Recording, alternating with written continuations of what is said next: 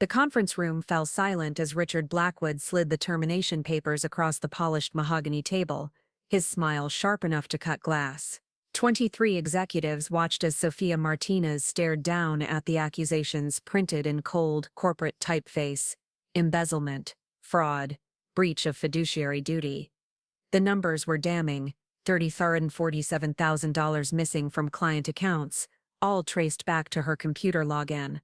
Before we jump back in, tell us where you're tuning from, and if this story touches you, make sure you're subscribed, because tomorrow I've saved something extra special for you.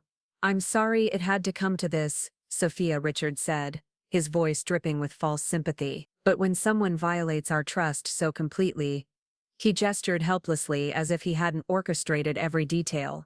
Sophia looked up slowly, her dark eyes meeting his across the table. Then she did something that made his confident expression falter. She smiled. Not the broken, desperate smile of someone caught red-handed, but something else entirely. Something that made the room's temperature seem to drop several degrees.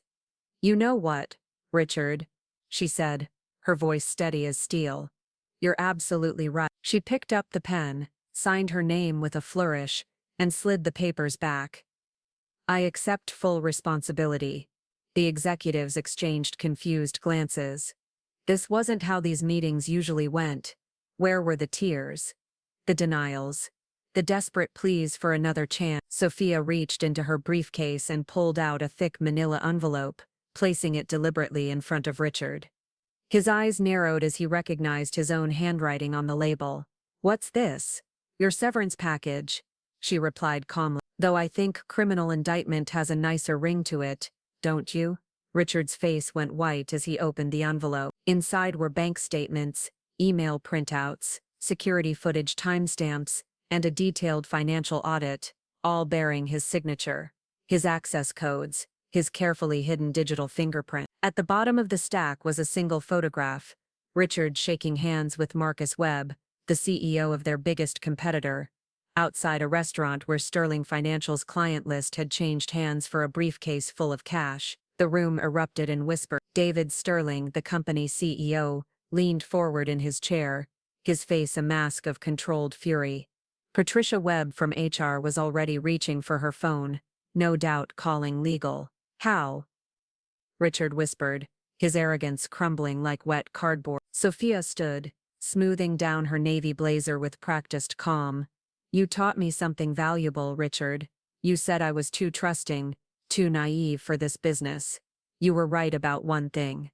I was trusting. But naive." She gathered her belongings with the deliberate grace of someone who had planned this moment down to the second. "That was your first mistake." 6 months earlier, Sophia Martinez had been Richard Blackwood's golden girl. She arrived at Sterling Financial Solutions every morning at 7:30 sharp, her coffee still steaming, her reports pristine, her smile genuine. The 12th floor of the downtown Portland high-rise buzzed with the energy of a company on the rise, and Sophia was right at the heart of it all. As senior financial analyst, she had access to client portfolios worth millions.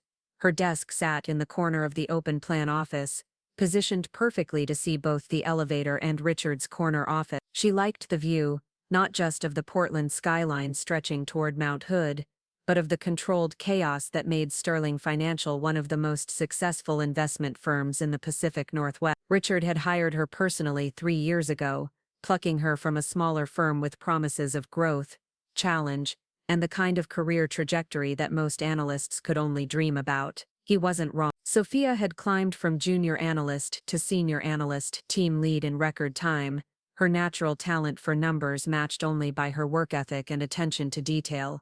"She's got the instincts," Richard would tell other executives during their weekly meeting. "Give her a spreadsheet with 10,000 entries, and she'll spot the anomaly in minutes.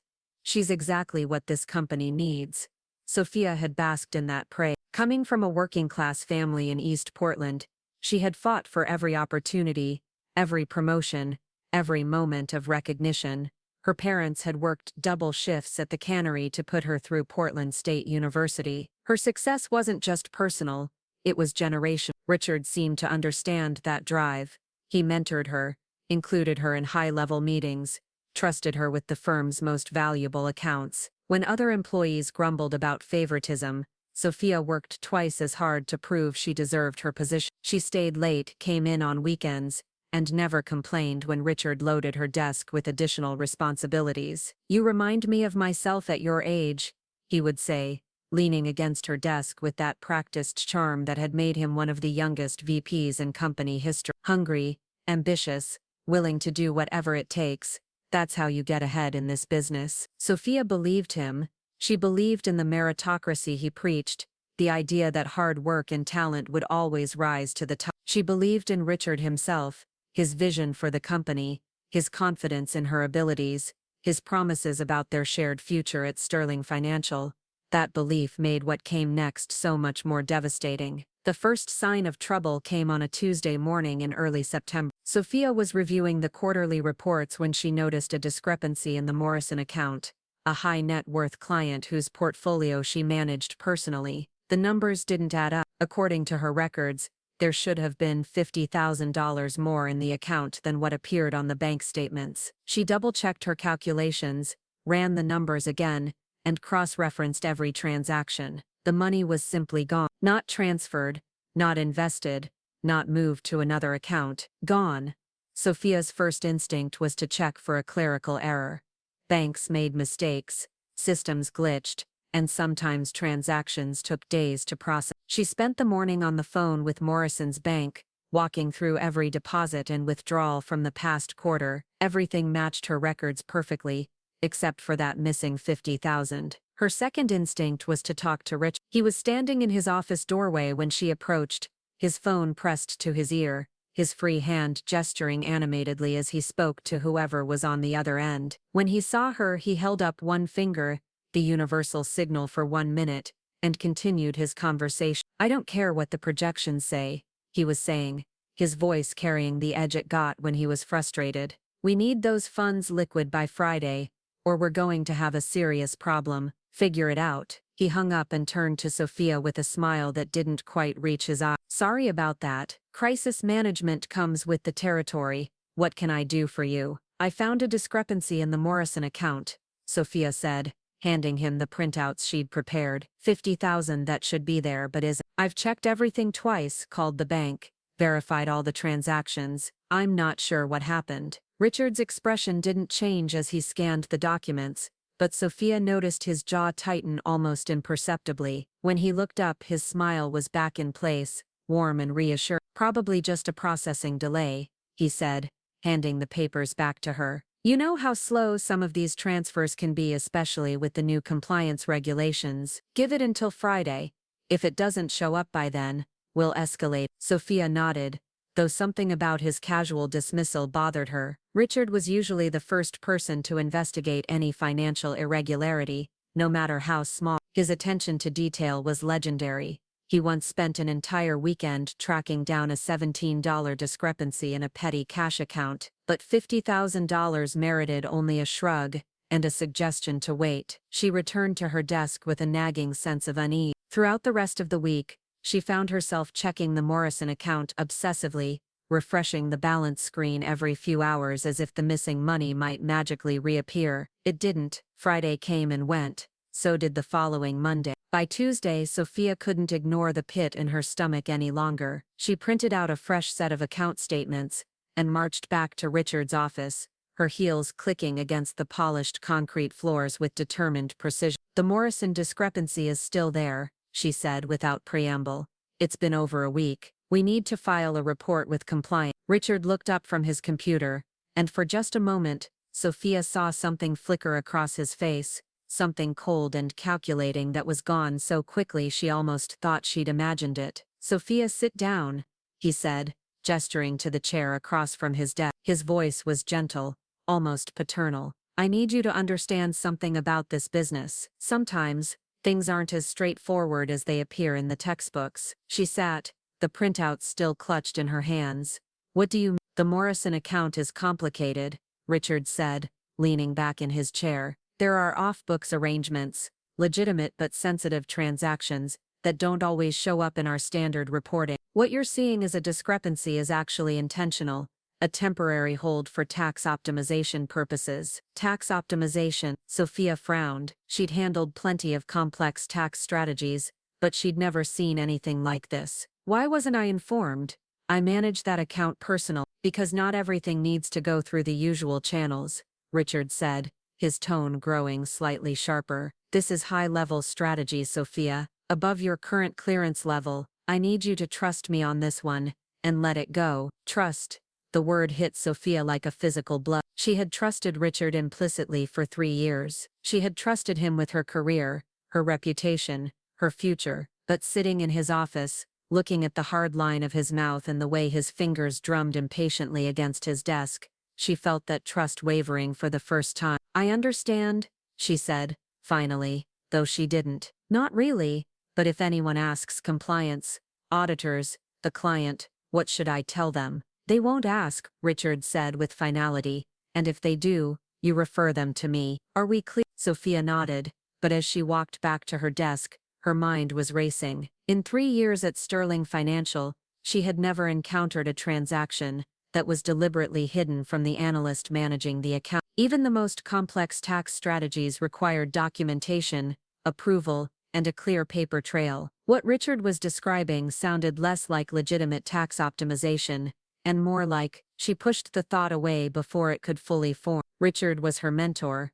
her advocate, the person who had given her every opportunity she'd ever had. There had to be an explanation that made sense. There had to, but deep down, in a place she wasn't ready to acknowledge yet, Sophia Martinez was beginning to understand that her perfect world at Sterling Financial was built on something far less stable than she had ever imagined. Over the next few weeks, Sophia tried to focus on her other accounts, to push the Morrison discrepancy to the back of her mind. She told herself that Richard knew what he was doing, that her job was to trust his judgment and follow his lead. She had gotten this far by being loyal, by being the kind of employee who didn't ask too many questions or challenge authority unnecessarily. But the questions wouldn't stay buried. They surfaced at odd moments during client calls, in the middle of routine audits, while she was reviewing other portfolios for entirely unrelated issues. Each time she found herself looking for patterns, for other discrepancies that might indicate similar tax optimization strategies. She didn't find any. Every other account under her management was perfectly balanced, every transaction documented and accounted for down to the penny. The Morrison account stood alone in its irregularity, a single blemish on an otherwise pristine record. It was during one of these late-night review sessions that Tyler Kim wandered over to her desk. Tyler was a junior analyst, fresh out of college, with the kind of enthusiasm that reminded Sophia of herself 3 years ago. He worked the evening shift, handling after-hours trading and international transactions that came in while the Portland office slept. "You're here late again," he said, perching on the edge of her desk, with a casual familiarity that would have annoyed her from anyone else. But Tyler was harmless, smart, hard-working, and completely without guile. "What's got you burning the midnight oil?" "Just catching up on some account reviews," Sophia said, minimizing the Morrison file on her screen. "You know how it is." "Yeah." Tyler glanced around the empty office, then lowered his voice conspiratorially. "Can I ask you something? And please don't take this the wrong way, but have you noticed anything weird about Mr. Blackwood lately?" Sophia's hands stilled on her keyboard. "Weird how?" "I don't know, just different. He's been staying really late, coming in on weekends, and he's been using the secure server a lot more than usual. I only know because I have to log system usage for my shift reports, and his access logs are through the roof." The secure server. Sophia knew it well. It was where Sterling Financial stored its most sensitive data, the kind of information that required multiple authorization levels and left detailed audit trails, client social security numbers, bank routing information, transfer authorization code, the kind of data that in the wrong hands could do serious damage. "Maybe he's working on a big acquisition," she said carefully. "You know how he gets when there's a major deal in the works." "Maybe," Tyler said, but he didn't sound convinced. "It's just that the access patterns are weird. Really random timing.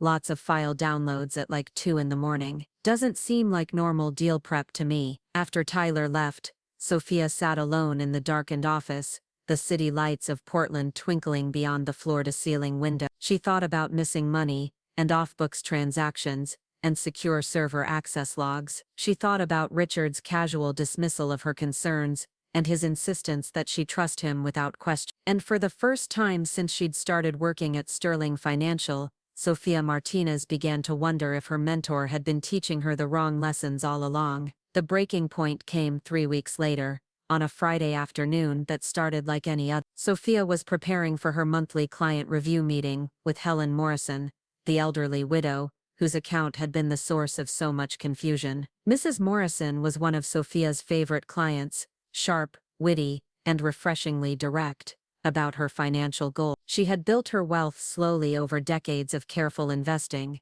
and she trusted Sterling Financial to preserve it for her grandchildren. Preparing and narrating this story took us a lot of time, so if you are enjoying it, subscribe to our channel. It means a lot to us. Now back to the story. Sophia was printing out the quarterly report when her computer screen flickered and went blue. System error. She cursed under her breath and restarted the machine, tapping her fingers impatiently as it slowly came back online. When it did, she noticed something odd. Her Morrison account access showed a recent login from just 20 minutes earlier, but she hadn't accessed the account since yesterday. Her blood ran cold as she checked the access logs more carefully. Someone using her login credentials had been in the Morrison account for nearly 30 minutes. Long enough to execute multiple transactions. But Sophia had been in the break room having coffee with Carmen Rodriguez, the paralegal from the legal department, who had become one of her closest friends at the company. Someone else was using her access codes. Sophia's hands shook as she pulled up the Morrison account balance. Another $50,000 was missing. Then, another. The account that should have held over $2 million now showed a balance of less than $800,000. In the space of 3 weeks, someone had systematically looted Helen Morrison's life savings, and they were using Sophia's credentials to do it. She stared at the screen, her mind reeling. This wasn't tax optimization or off-books arrangements or any other euphemism Richard might use to explain away the theft. This was embezzlement, pure and simple, and according to the digital paper trail, she was the one doing it. Sophia's first instinct was to run straight to Richard's office, to show him the evidence and demand an explanation. But something held her back, a cold voice in the back of her mind that whispered a truth she wasn't ready to hear. Richard had dismissed her concerns about the first discrepancy. He had told her to trust him, to stop asking questions, to let it go. He had access to her login credentials. He had opportunity, motive, and the technical knowledge to pull off this kind of sophisticated theft. And if she confronted him now, with Helen Morrison arriving for her meeting in less than an hour, what would happen? Would he fix the problem and apologize for the misunderstanding? Or would he find a way to make sure that all evidence pointed back to her? The elevator chimed, and Sophia looked up to see Helen Morrison stepping onto the floor, her silver hair perfectly styled, her navy suit impeccable despite her 78 years. She spotted Sophia and waved, her face lighting up with the warm smile that made these quarterly meetings something to look forward to, rather than endure. Sophia, dear, Helen called, making her way across the office with the brisk efficiency of someone who had run her own business for 40 years. I hope you have good news for me. My grandson is starting college next year, and I want to make sure his tuition fund is healthy. Sophia felt sick. She managed a smile and a greeting, but inside her mind was working frantically. She couldn't tell Helen about the missing money, not without understanding exactly what was happening and who was responsible. But she also couldn't lie to a woman who had trusted her with everything she had. Let's go to the conference room, Sophia said, grabbing the printed reports with hands that only trembled slightly. We'll have more privacy there. As they walked down the hallway, Sophia caught a glimpse of Richard through his office window. He was on the phone again, his back to the door, but something about his posture, the rigid set of his shoulders, the way his free hand clenched and unclenched, suggested that this wasn't a routine business call. In the conference room, Sophia spread out the reports and began walking Helen through the quarterly performance, focusing on the legitimate investments and avoiding any mention of the missing fund. Helen listened with the sharp attention of someone who understood numbers, asking pointed questions about asset allocation and market volatility. The technology sector has been particularly strong, Sophia said, pointing to a chart that showed steady growth over the past 6 months. Your initial investment there has appreciated by nearly 15%. Excellent, Helen said, making notes in her leather-bound portfolio. And what about the bonds?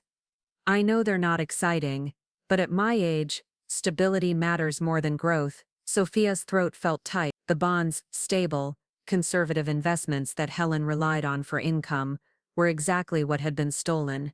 The bond market has been challenging, she said carefully. Some repositioning might be necessary. Helen's pen stopped moving. She looked up, her pale blue eyes suddenly sharp. Repositioning. Sophia, you've been managing my portfolio for 2 years. You know I don't like surprises. What exactly are you telling me? The moment stretched between them, heavy with unspoken tension. Sophia could hear the hum of the air conditioning, the distant sound of phones ringing in the main office, the racing of her own heartbeat. She thought about trust, about loyalty, about the difference between protecting someone and enabling theft. Miss Morrison, she said finally, her voice barely above a whisper. I need to be completely honest with you. There are some irregularities in your account that I'm investigating. I don't have all the answers yet, but I want you to know that I'm going to figure out exactly what's happening. Helen's expression didn't change, but her grip on her pen tightened. What kind of irregularities? Missing funds, transactions that I didn't authorize, executed using my access codes while I was away from my desk. Someone is stealing from your account, and they're trying to make it look like it's me. The words hung in the air like an accusation. Helen stared at Sophia for a long moment, her face unreadable. Then she closed her portfolio with a sharp snap and leaned back in her chair. How much? She asked. So far, about $600,000. Helen Morrison had survived the loss of her husband, the near collapse of her business during the 2008 recession, and 78 years of life's various cruelty. She didn't flinch at the number, but Sophia saw something harden in her eyes, a steel that spoke of a woman who had fought for everything she had, and wasn't about to let anyone take it without a fight. What do you need from me? Helen asked.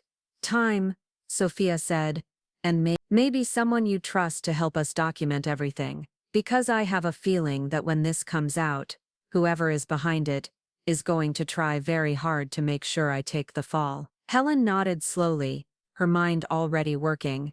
My nephew is a federal prosecutor in Seattle. Corporate fraud is his specialty.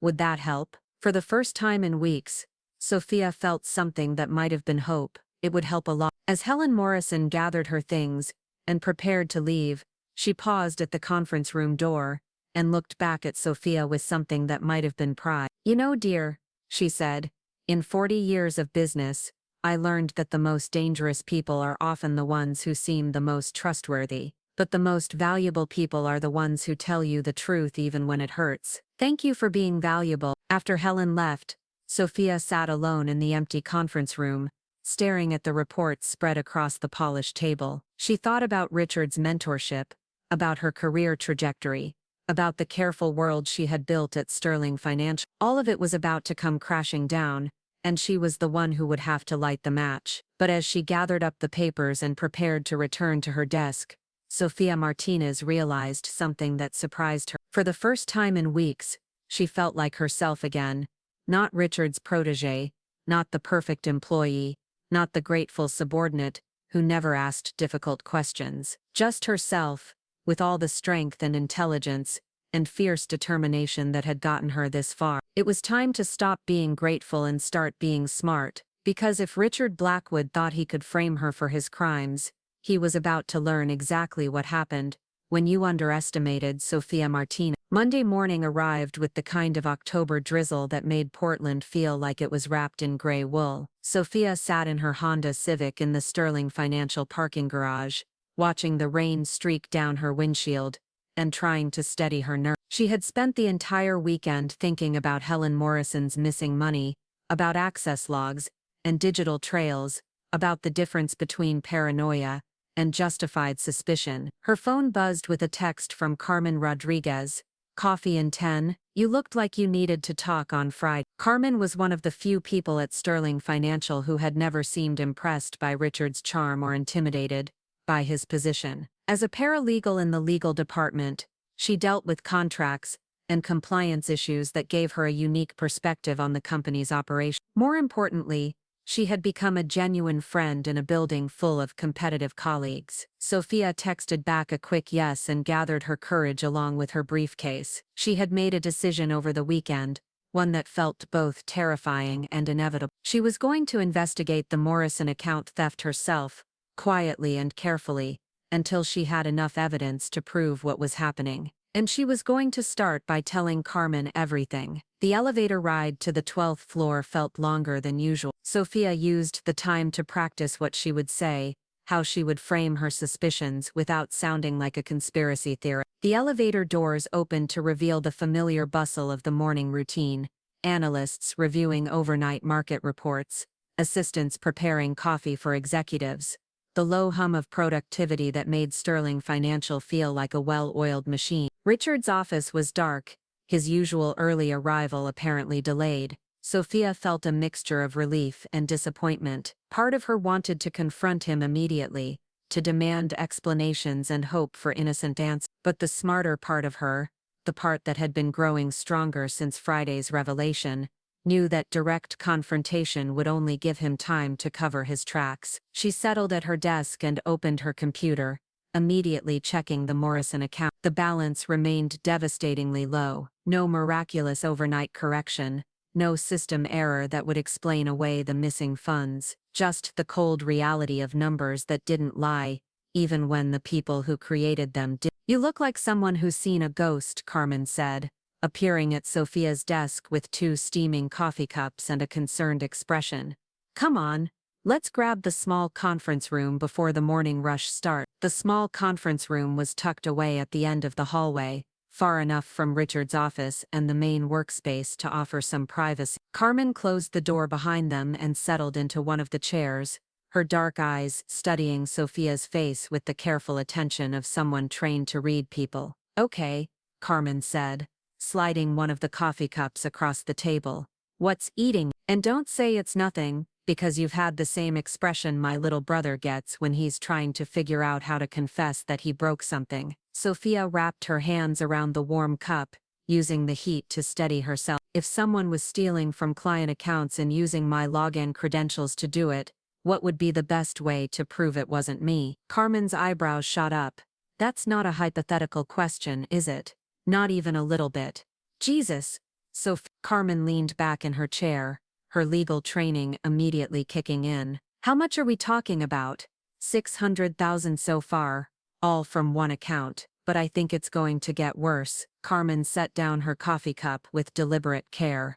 "Tell me everything, from the beginning." Sophia did. She walked Carmen through the Morrison account discrepancies, Richard's dismissive responses, the suspicious access logs, and Tyler's observations about late-night server activity. Carmen listened without interrupting, occasionally making notes on a legal pad, her expression growing more serious with each detail. "The access logs are key," Carmen said when Sophia finished. "They'll show not just when your credentials were used, but from which computer terminal. If someone was using your login while you were provably somewhere else, that's your smoking gun. How do I get access to detailed logs without raising red flags?" "You don't, but I might be able to." Carmen tapped her pen against her lips. "Think, legal department has broad access for compliance reviews. I could run a routine audit of system access patterns, make it look like standard protocol." "But Sophia, if you're right about this, if someone is really framing you for embezzlement, you need to understand what you're up against." "This isn't just about money." "What do you mean?" "I mean that whoever is doing this has thought several steps ahead.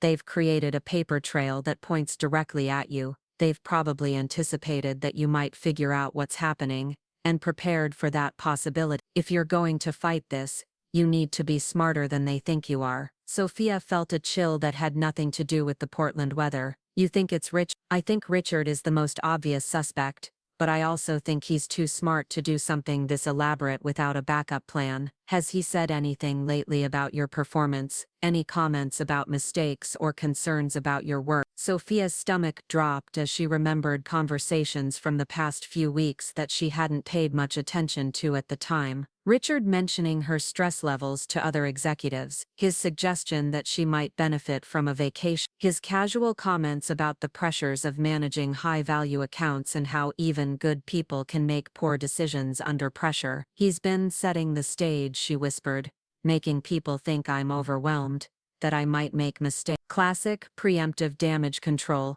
Carmen confirmed grimly.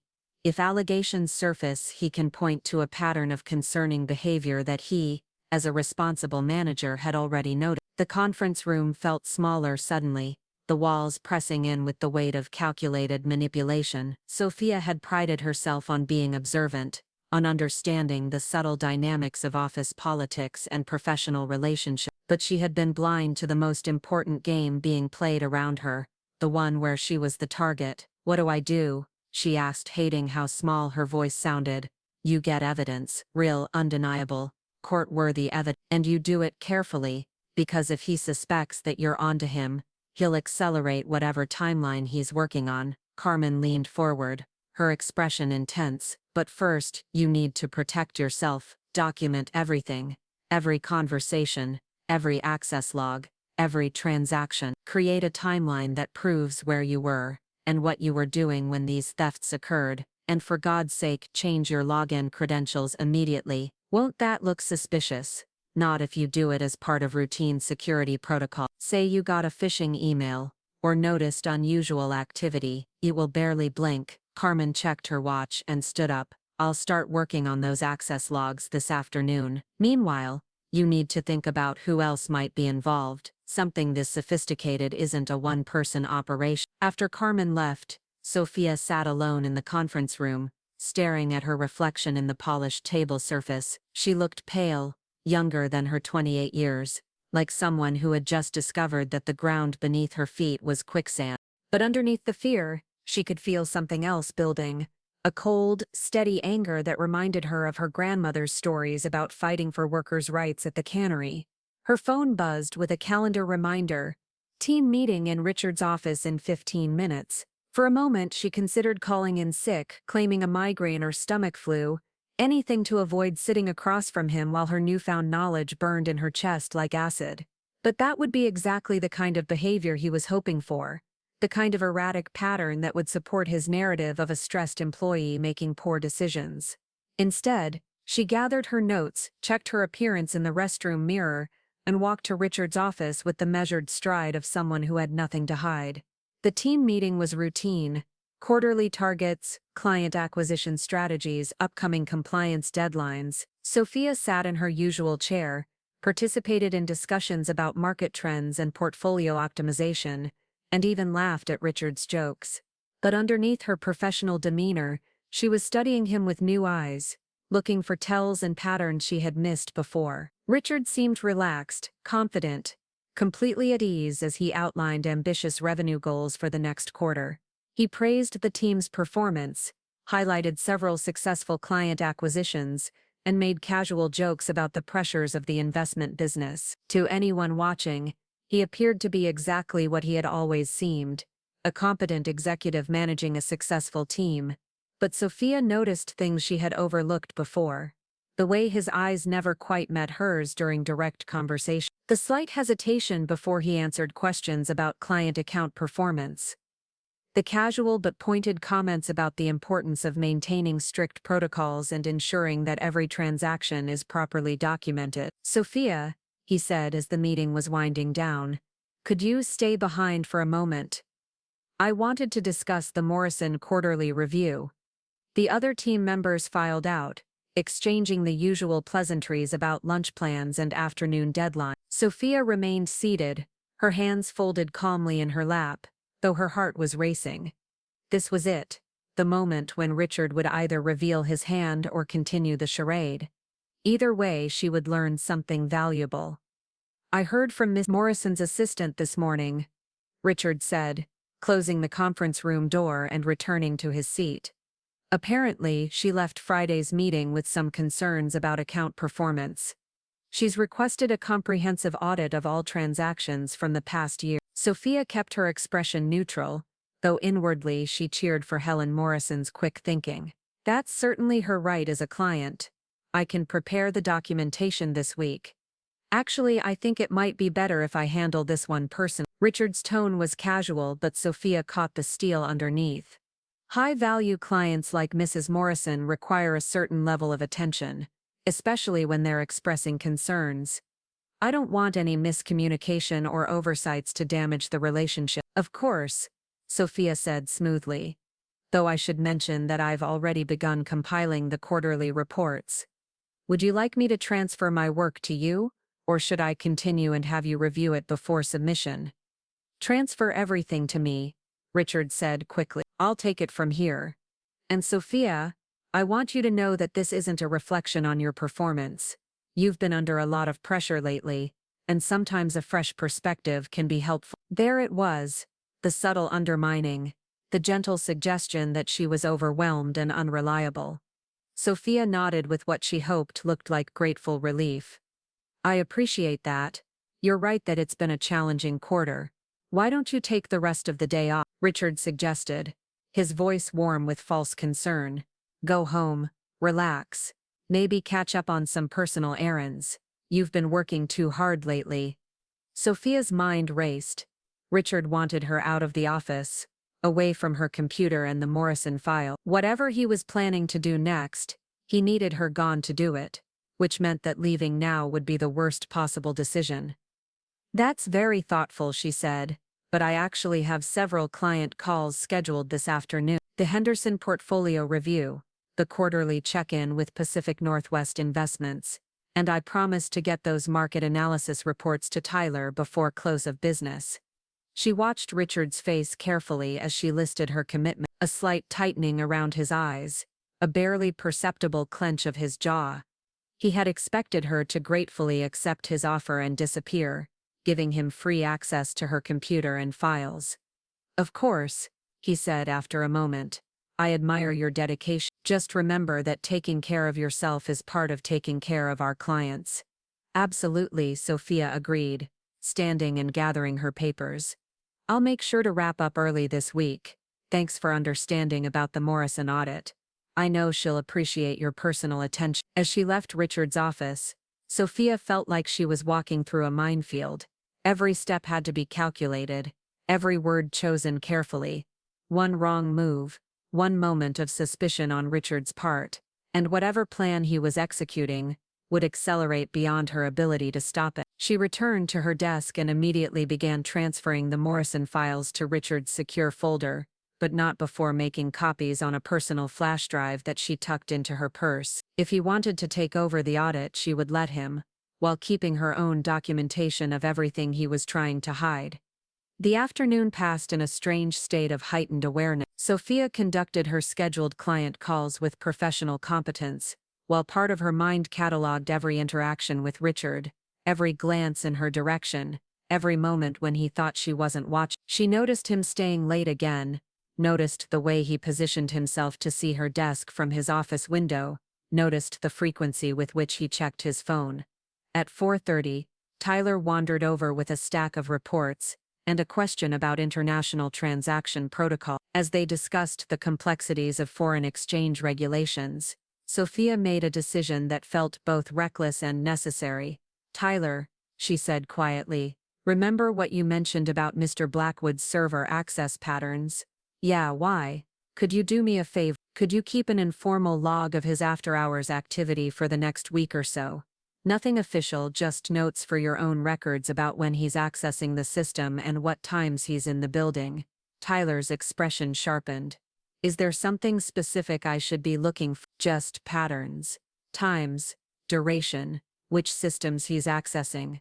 Call it professional curiosity.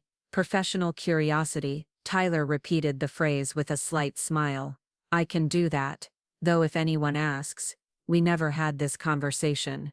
What conversation? Sophia replied with a innocence that would have impressed her grandmother. At 5 o'clock, Sophia packed up her desk with deliberate normalcy, said goodbye to her colleagues, and drove home through the worsening Portland traffic. But instead of heading directly to her apartment in the Pearl District, she took a detour to a coffee shop near Portland State University, one with reliable Wi-Fi and enough ambient noise to mask private conversation. She ordered a large coffee and a sandwich she didn't really want, found a corner table with good sightlines to both entrances, and called Helen Morrison. "Mrs. Morrison, it's Sophia Martinez. I hope I'm not calling at a bad time." "Not at all, dear. I've been expecting to hear from you. My nephew and I had a very interesting conversation this weekend." "Your nephew, the federal prosecutor?" "The same. He's very interested in what you've discovered, though he wants to make sure we handle this properly. He says that financial crimes investigations can be delicate, especially when they involve someone with Richard's position and connections." Sophia felt a flutter of unease. "Connections? Oh my dear, you didn't know." Richard Blackwood sits on the boards of 3 major Portland charities, plays golf with half the city council, and his ex-wife is a federal judge. He's not just stealing money, he's stealing it while protected by a network of very powerful people who have every reason to want this problem to disappear quietly.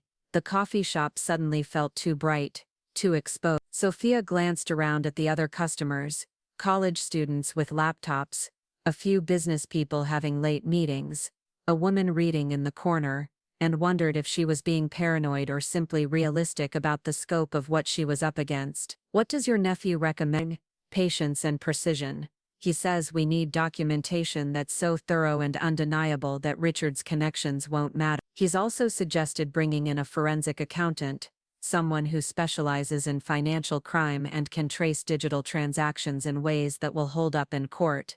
"How long will that take?" "Several weeks, possibly longer." "I know that's not what you want to hear, but my nephew emphasized that if we move too quickly or with insufficient evidence, Richard will simply deny everything and use his influence to discredit us. We have to be smarter than he is." Sophia closed her eyes, thinking about weeks of maintaining her facade, weeks of pretending to trust the man who was systematically destroying her career and potentially her freedom. "Mrs. Morrison, there's something else you should know. Richard is taking over your account audit personally. He's essentially cutting me out of the process, which means he's planning to accelerate whatever he's doing," Helen said grimly. "My nephew warned me this might happen. Richard knows he's running out of time. What do I do?" "You be very, very careful. And you remember that you're not alone in this. I've already moved my liquid assets to a different institution, just as a precaution, and my nephew is expediting the forensic analysis. We're going to catch him, Sophia, but we have to be smart about it." After the call ended, Sophia sat in the coffee shop for another hour, watching the Portland evening settle into its familiar rhythm of rain and streetlights. She thought about powerful connections and careful plans, about the difference between justice and revenge, about the thin line between paranoia and justified fear. When she finally drove home, she took a circuitous route through the city, checking her mirrors and making random turns to see if anyone was following her. She felt ridiculous doing it, like a character in a thriller novel. But she also remembered Carmen's warning about backup plans and Richard's reputation for thinking several steps ahead. Her apartment felt like a sanctuary after the day's tension. Sophia double-locked the door, drew the curtains, and made herself a simple dinner that she ate while reviewing everything she knew about Richard Blackwood, Sterling Financial, and the elaborate theft that was unfolding around her. As she prepared for bed, Sophia caught sight of herself in the bathroom mirror. She looked tired, stressed, older than she had that morning. But underneath the fatigue, she saw something that surprised her, a kind of determined clarity that reminded her of her mother during the long fight for better working conditions at the cannery. Her phone buzzed with a text message from an unknown number. "Saw you at the coffee shop tonight. Interesting choice of venue for a private conversation. Sleep well." Sophia stared at the message, her blood running cold. Someone had been watching her.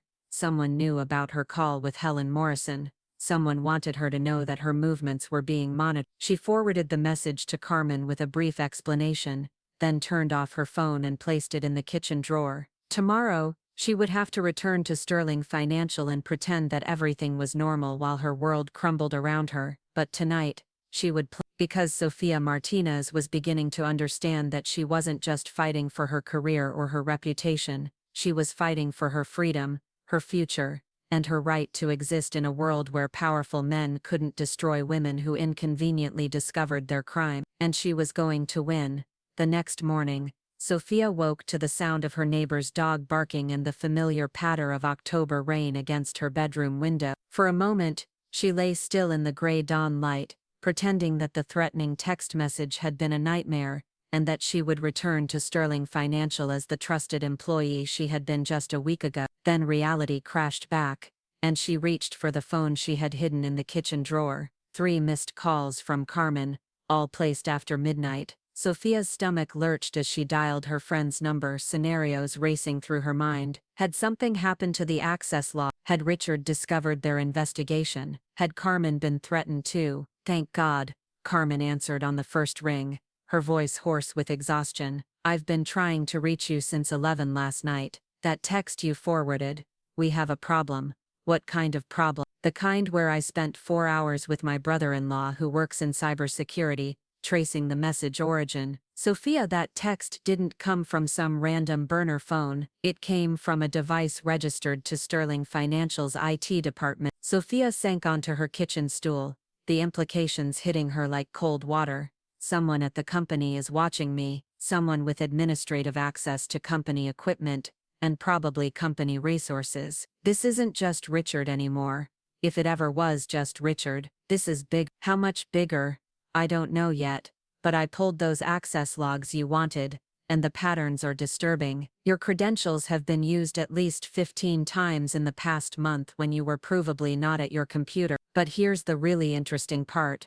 They're not just accessing client accounts, they're also accessing HR files, legal department documents, and executive communications. Sophia felt the walls of her apartment closing in. Someone wasn't just stealing money, they were gathering intelligence, possibly on multiple employees, possibly on the company itself. Carmen, what if we're not the only targets? What if this is some kind of larger scheme? That's exactly what I'm afraid of, which is why I think we need to accelerate our timeline. Waiting weeks for a forensic accountant might be a luxury we don't have. What are you suggesting? I'm suggesting we set a trap, let them think they're winning while we document everything they do. But it's going to require you to take some serious risks. An hour later, Sophia sat in her car in the Sterling Financial parking garage, watching employees arrive for another day of routine business. She had spent the drive downtown thinking about Carmen's plan, about calculated risks and acceptable losses, about the difference between being smart and being safe. Her phone buzzed with a text from Tyler. Interesting night at the office. These stayed until almost 3 a.m. Worth a coffee conversation. She texted back her agreement to meet at the Stumptown Coffee across the street at lunch, then gathered her courage and headed to the elevator. The morning routine felt surreal, greeting the security guard, swiping her badge, riding up to the 12th floor with colleagues who discussed weekend plans and market forecasts, as if the world hadn't fundamentally shifted. Richard's office was already occupied, his voice carrying through the partially open door as he spoke on the phone. No, I understand the timeline pressure, but we need to be methodical about this. One mistake and the whole thing unravels. Sophia paused at her desk, close enough to hear but not so close as to seem like she was eavesdropping. Richard's voice continued, lower now, but still audible. The Martinez situation is under control. A few more days and she'll be so thoroughly discredited that no one will believe anything she says. Then we can proceed with Phase 2. The Martinez situation. Phase 2. Sophia's hands trembled as she powered on her computer, the casual way Richard discussed her destruction making her feel physically sick. She forced herself to breathe normally, to maintain the appearance of routine morning productivity, while her mind raced through the implications of what she had just heard. Her computer screen flickered to life, and immediately she noticed something wrong. Files that had been on her desktop yesterday were gone. Her browser history had been cleared. Someone had accessed her computer after hours and cleaned it systematically, removing anything that might support her version of events. But they had missed something. The small flash drive hidden in her purse contained copies of the Morrison account discrepancies, time-stamped screenshots of suspicious transactions, and detailed notes about her conversations with Richard. Carmen had been right about the need for redundant documentation. Richard's voice made her jump. He was standing in his doorway, watching her with what might have been concern or might have been calculation. "You look pale. Are you feeling all right?" "Just tired," she managed. "I didn't sleep well last night." "That's concerning. You've seemed stressed lately, and stress can lead to mistakes. Costly mistakes." He stepped closer to her desk, his presence feeling suddenly oppressive. "I've been thinking that you might benefit from some time off. A leave of absence, perhaps, just until you're feeling more like yourself." The suggestion hung in the air like a threat. A leave of absence would remove her from the building, from her computer access, from any ability to gather additional evidence or protect herself. It would also create a perfect narrative for Richard, the overwhelmed employee who cracked under pressure and made regrettable decisions with client funds. "That's very thoughtful," Sophia said carefully, "but I'm feeling much better today. Sometimes a good night's sleep is all you need." "Of course. But if you change your mind, the offer stands. We want what's best for you, Sophia. We always have." The words carried a double meaning that made her skin crawl. Richard's definition of what's best for her clearly involved her complete destruction and possibly her imprisonment. But his mistake was thinking she was still the naive employee who trusted him implicitly. "I appreciate that more than you know," she replied with a smile that she hoped looked grateful rather than murderous. The morning passed in a haze of routine tasks performed under extraordinary pressure. Every phone call felt monitored, every email potentially scrutinized, every conversation with colleagues weighted with hidden meaning. Sophia found herself studying her coworkers with new suspicion, wondering who else might be involved in Richard's scheme, who might be watching her for signs of discovery or resistance. At 11:30, her computer screen flickered again, and a new email appeared in her inbox. The sender was listed as IT support, the subject line reading "Mandatory Security Update Required." Sophia stared at the message, recognizing it for what it was, another attempt to gain access to her system, possibly to install monitoring software or to search for evidence of her investigation. She clicked on the email and read the official-sounding language about system vulnerabilities and required patches. The message instructed her to click a link and enter her login credentials to initiate the security update. It looked legitimate, complete with sterling financial logos and technical jargon, but Sophia knew better. Instead of clicking the link, she forwarded the email to Carmen with a brief note: "Fishing expedition. They're getting desperate." Her phone buzzed almost immediately with Carmen's response: "Don't click anything. Forward to our real IT department and let them trace it. This is evidence." Sophia was in the process of forwarding the suspicious email to Sterling Financial's actual IT security team when Richard appeared at her desk again, his timing coincidental enough to feel deliberate. "Having computer problems?" he asked, glancing at her screen. "Just a security update notification. You know how IT is about keeping everything current. Very important," Richard agreed.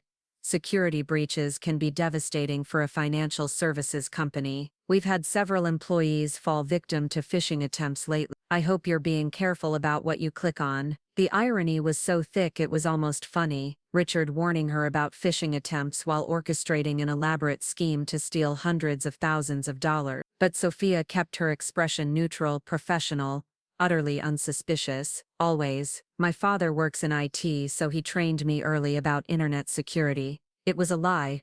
Her father worked in construction, but it served its purpose. Richard's expression flickered with something that might have been annoyance or concern. He nodded and returned to his office, leaving Sophia to wonder how many other lies she would have to tell before this was over. At noon, she gathered her purse and headed across the street to meet Tyler, grateful for any excuse to leave the increasingly oppressive atmosphere of the Sterling Financial offices. The Portland lunch crowd was out in force despite the drizzle, office workers and students mixing in the eternal quest for caffeine and carbohydrates. Tyler was already waiting at a corner table, his laptop open and a serious expression on his usually cheerful face. He looked up as Sophia approached and she could see the weight of whatever he had discovered in his eyes. "This is bigger than we thought," he said without preamble, closing his laptop as she sat down. "Richard isn't just accessing client files. He's been systematically copying employee records, financial data, and something called Project Cascade."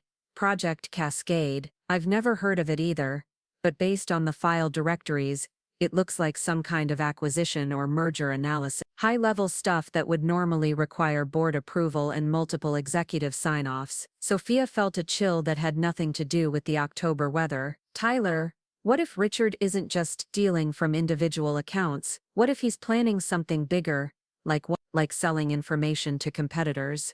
Like corporate espionage? Like using client funds to finance some kind of takeover attempt? The possibilities were spinning out in her mind, each more terrifying than the last. Sterling Financial has been growing fast lately, acquiring smaller firms, expanding into new markets. What if someone wanted to sabotage that growth or take advantage of it? Tyler's expression grew even more serious. There's something else. Last night after Richard left, I noticed activity on the executive server that didn't match his access patterns. Someone else was in the system, using administrative credentials that shouldn't exist. What do you mean? I mean that either Richard has accomplices with high-level access, or Sterling Financial has been infiltrated by someone from outside the company. Either way, this isn't just about embezzlement anymore. They sat in silence for a moment, the weight of the revelation settling between them like a stone. Sophia thought about powerful connections and political protection, about the threatening text message and the systematic cleaning of her computer file. What had started as suspicion about missing client funds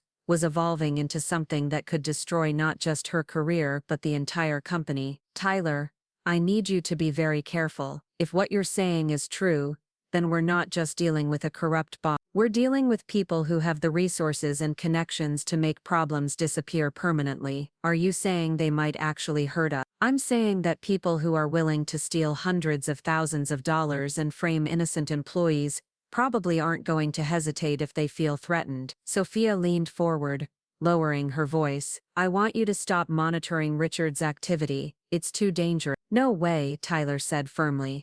I'm not backing down now, but I am going to be smarter about it. I've already started copying files to an external drive and storing them off-site. If something happens to me, my girlfriend knows where to find everything. Tyler, Sophia, listen to me. I've been at Sterling Financial for 2 years. I've worked nights and weekends, missed family dinners, turned down job offers because I believed in this place. If someone is destroying it from the inside, I'm not going to just stand by and watch. There was steel in his voice that reminded Sophia of her own transformation over the past week. Tyler wasn't the eager college graduate anymore. He was someone who had seen behind the corporate facade and didn't like what he found. Okay, she said finally, but we do this carefully. No heroics, no confrontations, just documentation. And the moment either of us feels unsafe, we go to the authorities. Agreed.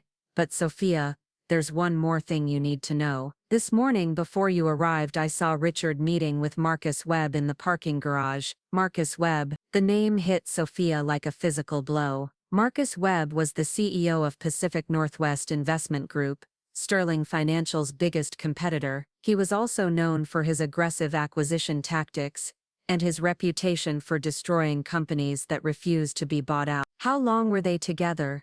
Maybe 10 minutes. They were standing between 2 cars talking quietly. It looked like Marcus handed Richard something, an envelope or a small package. Then they shook hands and went their separate ways. Sophia's mind raced through the implication. Richard meeting secretly with their biggest competitor, exchanging mysterious packages, all while systematically looting client accounts and gathering intelligence on company operations. The pattern was becoming clear, and it was worse than simple embezzlement. Tyler, I think Richard is selling Sterling Financial to Marcus Webb, piece by piece, client by client, secret by secret. But why frame you for theft? Because he needs a scapegoat. When the missing money is discovered, when clients start asking questions, when the FBI starts investigating, he needs someone to blame, someone whose destruction will distract from the larger conspiracy. They finished their coffee in contemplative silence, each lost in thoughts about corporate betrayal and the lengths to which desperate people would go to achieve their goal. When they finally returned to the Sterling Financial building, Sophia felt like she was walking into enemy territory rather than her workplace. The afternoon brought a series of small but significant events that reinforced her growing paranoia. An email from HR about updated employee handbook policies that seemed to focus heavily on the consequences of financial impropriety. A casual visit from Patricia Webb, ostensibly to discuss upcoming compliance training but really to study Sophia's demeanor and stress level. A phone call from Miss Morrison's assistant, requesting an immediate meeting about urgent account discrepancies. Each interaction felt like a test, a probe to see how much she knew and how she was handling the pressure. Sophia navigated them all with careful professionalism, giving nothing away while gathering intelligence about the scope of the conspiracy arrayed against her. At 4 o'clock, Carmen appeared at her desk with a stack of legal documents and an expression that managed to convey both confidence and concern. "I need you to sign some papers," Carmen said loudly enough for nearby colleagues to hear. "Standard compliance documentation for the quarterly audit." They walked to the small conference room, and Carmen closed the door with deliberate care before speaking in a low voice. "The forensic accountant Helena Morrison's nephew recommended is available sooner than expected. He can start tomorrow, but he needs access to Sterling Financial's servers to trace the digital trail." "How is that possible? Won't that raise immediate red flags?" "Not if it's presented as a routine security audit. The legal department has the authority to order comprehensive system analysis if we suspect vulnerabilities or potential breaches, which, given the phishing email you received this morning, we absolutely do." Carmen pulled out a tablet and showed Sophia a complex organizational chart with dozens of interconnected names and companies. "This is what our preliminary investigation has uncovered. Richard isn't working alone, and this isn't just about Sterling Financial. There's a network of individuals and companies that appear to be engaged in systematic corporate infiltration across the Portland financial sector." Sophia studied the chart, recognizing several names from Portland's business and political elite. Board members of various companies, city council members, federal judges, law enforcement officials, a web of influence and corruption that stretched far beyond anything she had imagined. "How do we fight something this big?" "Very carefully and with help from people who specialize in this kind of investigation. Helena's nephew has contacted the FBI's white-collar crime division. They've been tracking similar patterns in other cities, and our situation fits a larger pattern they've been investigating. The FBI, which means that as of tomorrow morning, you're not just gathering evidence for a civil lawsuit or internal company investigation, you're gathering evidence for a federal criminal case that could bring down this entire network." Sophia felt simultaneously relieved and terrified. Relief that she would have professional help in fighting forces far beyond her ability to handle alone. Terror at the realization that she had stumbled into something that could put her life in genuine danger. "What do I need to do?"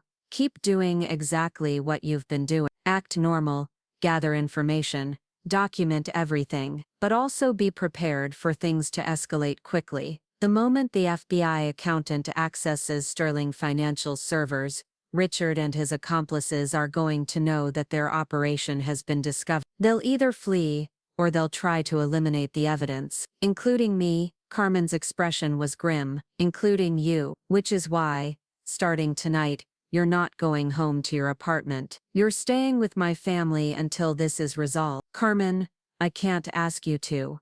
"You're not asking, I'm telling, and before you argue, remember that text message. Someone already knows where you live, knows your routines, knows how to reach. If you think they're going to let you walk away from this with enough evidence to destroy them, you're being dangerously naive." That evening, Sophia packed a bag with essential clothes and documents, double-checked that her insurance policies and will were current, and prepared to leave her comfortable life for an uncertain period of hiding and investigation. As she locked her apartment door, she looked back at the space that had represented her success and independence, wondering when or if she would return to it safely. The drive to Carmen's house in the Hawthorne district felt like crossing into a different world, one where the rules of corporate courtesy and professional relationships no longer applied. Carmen's husband, a quiet man who worked as a high school teacher, greeted Sophia with the kind of warm acceptance usually reserved for family members. Their 2 young daughters treated her arrival as an adventure, offering to share their toys and help set up the guest room. Over dinner, Carmen's family discussed everything except corporate fraud and federal investigation. They talked about school projects and weekend plans, about neighbors and local politics, about the ordinary concerns of ordinary people who didn't spend their days documenting evidence of elaborate criminal conspiracy. It was exactly what Sophia needed, a reminder that normal life still existed, that there were people in the world motivated by love and kindness rather than greed and power. For a few hours she allowed herself to imagine what it would be like when this was all over, when she could return to worrying about quarterly reports and client presentations instead of surveillance and death threats. But late that night, lying in Carmen's guest room and listening to the Portland rain against the windows, Sophia Martinez understood that she was no longer the person who had walked into Sterling Financial that morning. The naive employee who trusted her mentor and believed in corporate meritocracy was gone, replaced by someone harder and smarter and far more dangerous to the people who had tried to destroy her. Tomorrow, the real war would begin, and Sophia intended to win.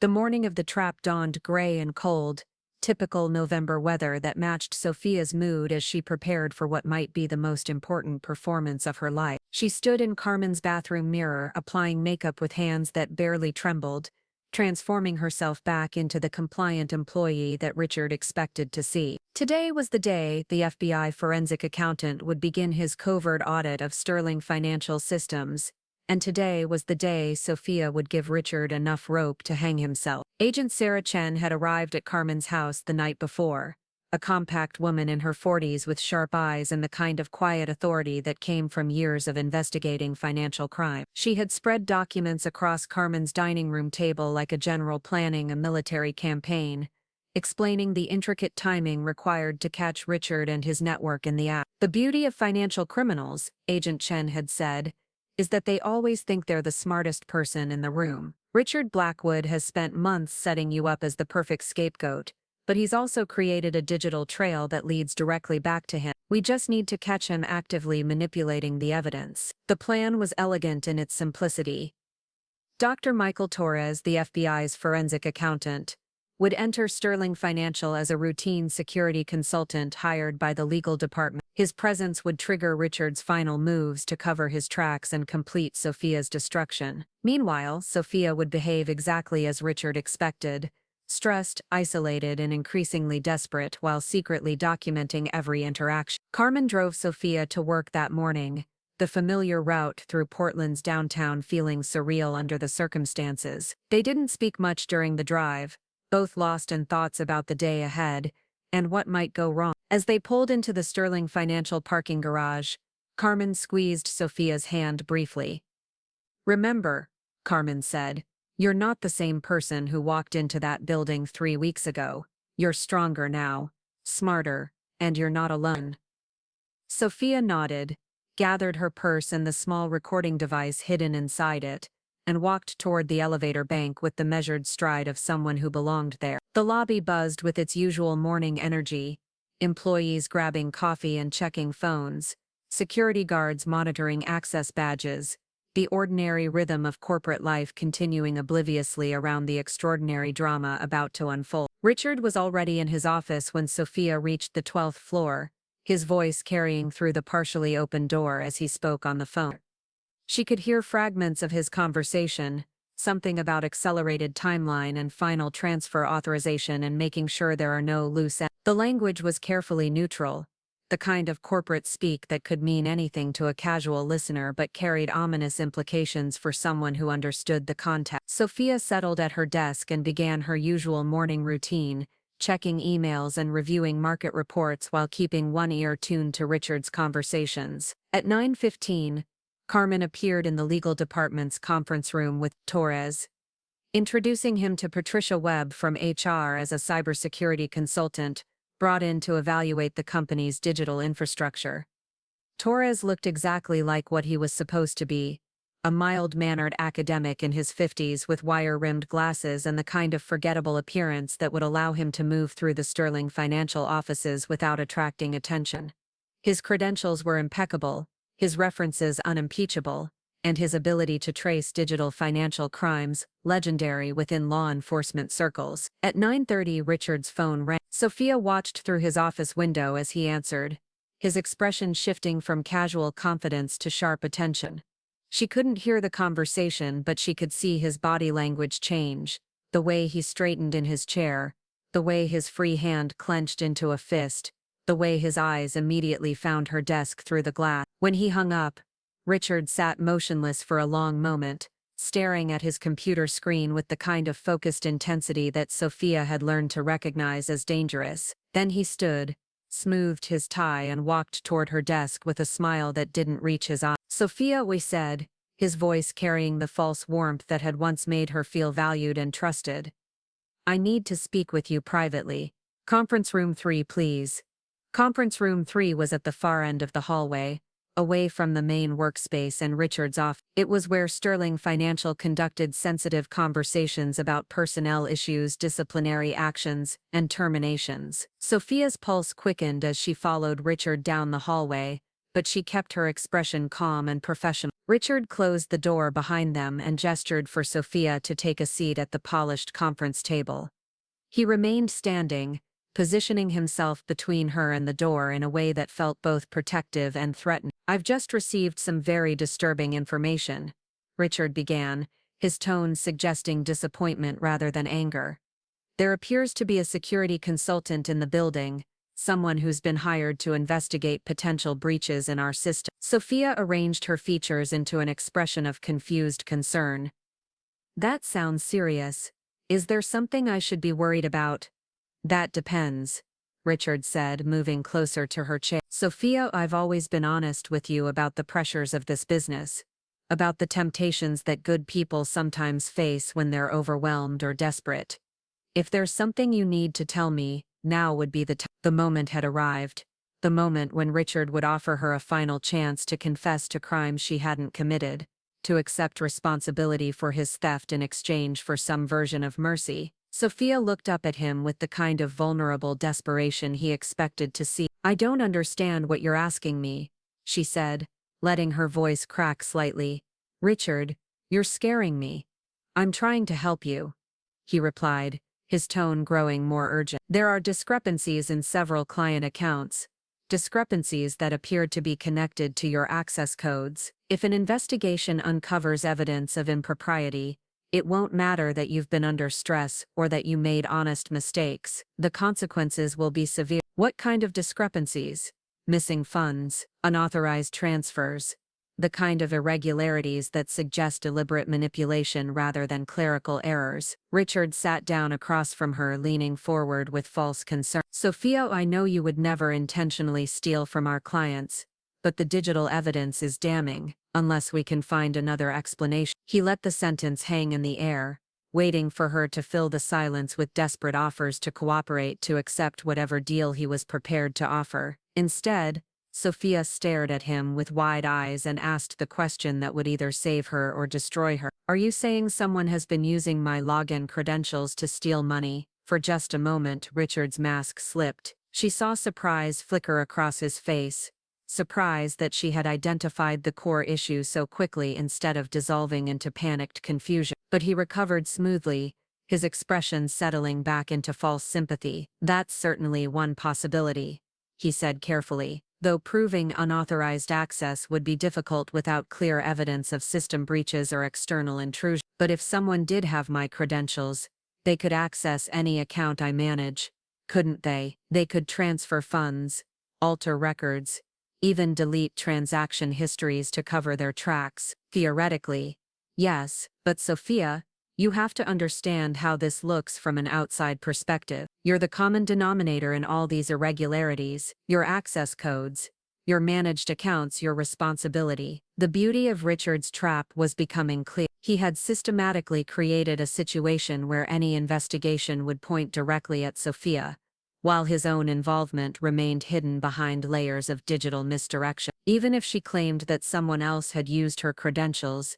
the evidence would show a pattern of suspicious activity connected to her login, her accounts, her apparent access to client funds. "What do you think I should do?" Sophia asked, allowing real tears to gather in her eyes. "I think," Richard said slowly, "that we need to consider the possibility of a voluntary resignation. With the right documentation, with clear acknowledgement of the irregularities and acceptance of responsibility, we might be able to resolve this quietly. No criminal charges, no public scandal, just a regrettable situation handled internally. You want me to confess to something I didn't do. I want you to be realistic about your options. The security consultant downstairs is already tracing transaction patterns and access logs. When he finishes his analysis, the evidence is going to point in one direction. Your only choice is whether that evidence surfaces as part of a criminal investigation or as part of an internal review that protects everyone involved. Sophia understood now why Richard had been so confident, why he had been willing to take such elaborate risks to frame her. He wasn't just stealing money, he was creating leverage. Her confession would not only absolve him of responsibility, but also provide him with a powerful tool for controlling future narratives about Sterling Financial's operations. "I need time to think," she said finally. "Unfortunately, time is exactly what we don't have. The consultant is working fast, and every hour increases the risk that this situation escalates beyond our ability to control it." Richard reached into his briefcase and pulled out a folder thick with legal documents. "I've taken the liberty of preparing the necessary paperwork. Resignation letter, acknowledgement of responsibility, agreement to cooperate with asset recovery efforts." Sophia stared at the folder as if it contained a poisonous snake. Inside those documents was the complete destruction of her career, her reputation, and quite possibly her freedom. All she had to do was sign her name, and Richard would have everything he needed to complete his theft and begin whatever came next in his larger scheme. "What happens to me after I sign this?" "You move on with your life, find a new career path, maybe something outside the financial sector. The agreement includes provisions for confidentiality, so this doesn't have to follow you forever." Richard's tone was gentle, almost paternal, as if he were offering her a gift rather than demanding her destruction. "And if I refuse, then the investigation proceeds, the evidence speaks for itself, and you face federal charges for embezzlement and fraud. Prison time, Sophia, years of your life gone, your family's reputation destroyed, your future permanently damaged." The threat was delivered with calm certainty, as if Richard were explaining natural law rather than orchestrating her downfall. Sophia looked at the documents again, then at Richard's expectant face, then at the conference room door that suddenly felt very far away. "I'd like to read through everything carefully before I sign," she said. "This is obviously a major decision. Of course, take all the time you need." Richard glanced at his watch with theatrical concern. "Though I should mention that the consultant is planning to present his preliminary findings to the executive team this afternoon, it would be better for everyone if we could resolve this before then." Sophia nodded, and reached for the folder with hands that shook just enough to seem realistic. As she opened it, Richard's phone buzzed with a text message. He glanced at the screen, and his expression shifted subtly, not concern this time, but satisfaction. "Actually," he said, standing up from the table, "why don't you take these documents back to your desk? Review them there, where you're comfortable." "But Sophia, remember that every minute of delay increases the risk for both of us." As they left the conference room, Sophia caught sight of Dr. Torres through the glass wall of the legal department office. He was seated at a computer terminal, his fingers moving rapidly over the keyboard, his eyes fixed on screens full of financial data. Even from a distance, she could see the focused intensity of someone following a complex digital trail. Richard saw him too, and Sophia noticed the way his jaw tightened almost imperceptibly. Whatever confidence he had projected in the conference room was being tested by the reality of a federal forensic accountant examining his carefully constructed deception. Back at her desk, Sophia spread out the resignation documents, with the careful attention of someone genuinely considering signing them. The language was sophisticated, clearly prepared by lawyers who specialized in corporate damage control. The acknowledgement of responsibility was particularly clever, phrased in a way that admitted to irregularities and errors in judgment without explicitly confessing to criminal intent. But buried in the legal language was something that made Sophia's blood run cold. A clause that granted Sterling Financial and its executives complete immunity from any future claims related to the missing funds. Another clause that gave the company ownership of any evidence or documentation she might have gathered during her employment. And a final clause that authorized the company to cooperate fully with law enforcement in any criminal prosecution that might arise from her admitted misconduct. Richard wasn't just asking her to confess to his crime. He was asking her to provide him with legal protection while simultaneously ensuring that she would have no defense if the situation escalated to criminal charges. It was a masterpiece of legal manipulation, designed to guarantee her destruction while absolutely protecting his freedom. Her computer chimed with a new email, this one from Dr. Torres's generic consulting address. The subject line read, "Routine security verification," but when Sophia opened it, she found a simple message, "Preliminary analysis complete, significant anomalies identified, request immediate conference with subject employee and legal counsel." The message was clearly intended for Carmen and the legal department, but it had been copied to Sophia as part of standard protocol. More importantly, it was clearly visible on her screen to anyone who might be watching her desk from Richard's office. Sophia waited exactly 90 seconds, then printed the resignation documents and walked toward Richard's office with the careful stride of someone who had made a difficult decision. She could see him through his window talking on the phone again, his free hand gesturing animatedly as he spoke to whoever was on the other end. "I understand the timeline," she heard him saying as she approached his door, "but we're past the point of subtle maneuvering. If she doesn't sign those documents in the next hour, we proceed with option 2. Option 2. Sophia felt a chill that had nothing to do with Portland's November weather. She knocked on Richard's doorframe, and he looked up with an expression that shifted rapidly from irritation to professional concern. "I'll call you back," he said into the phone, then gestured for Sophia to enter. "Have you made a decision?" "I think so," Sophia said, holding up the printed documents, "but I have a few questions about the legal implications." "Of course. What concerns you?" "Well, if I sign this acknowledgement of responsibility, what protection do I have if new evidence surfaces that changes the nature of the investigation? What if the security consultant finds proof that someone else was involved?" Richard's expression didn't change, but Sophia noticed his grip tighten on his phone. "Sophia, the evidence is what it is. Hoping for miraculous discoveries that vindicate you isn't realistic. The best thing you can do is accept responsibility and move forward with your life. But, hypothetically, if someone had been using my credentials without authorization, if there was digital evidence of system intrusion or account manipulation by outside parties,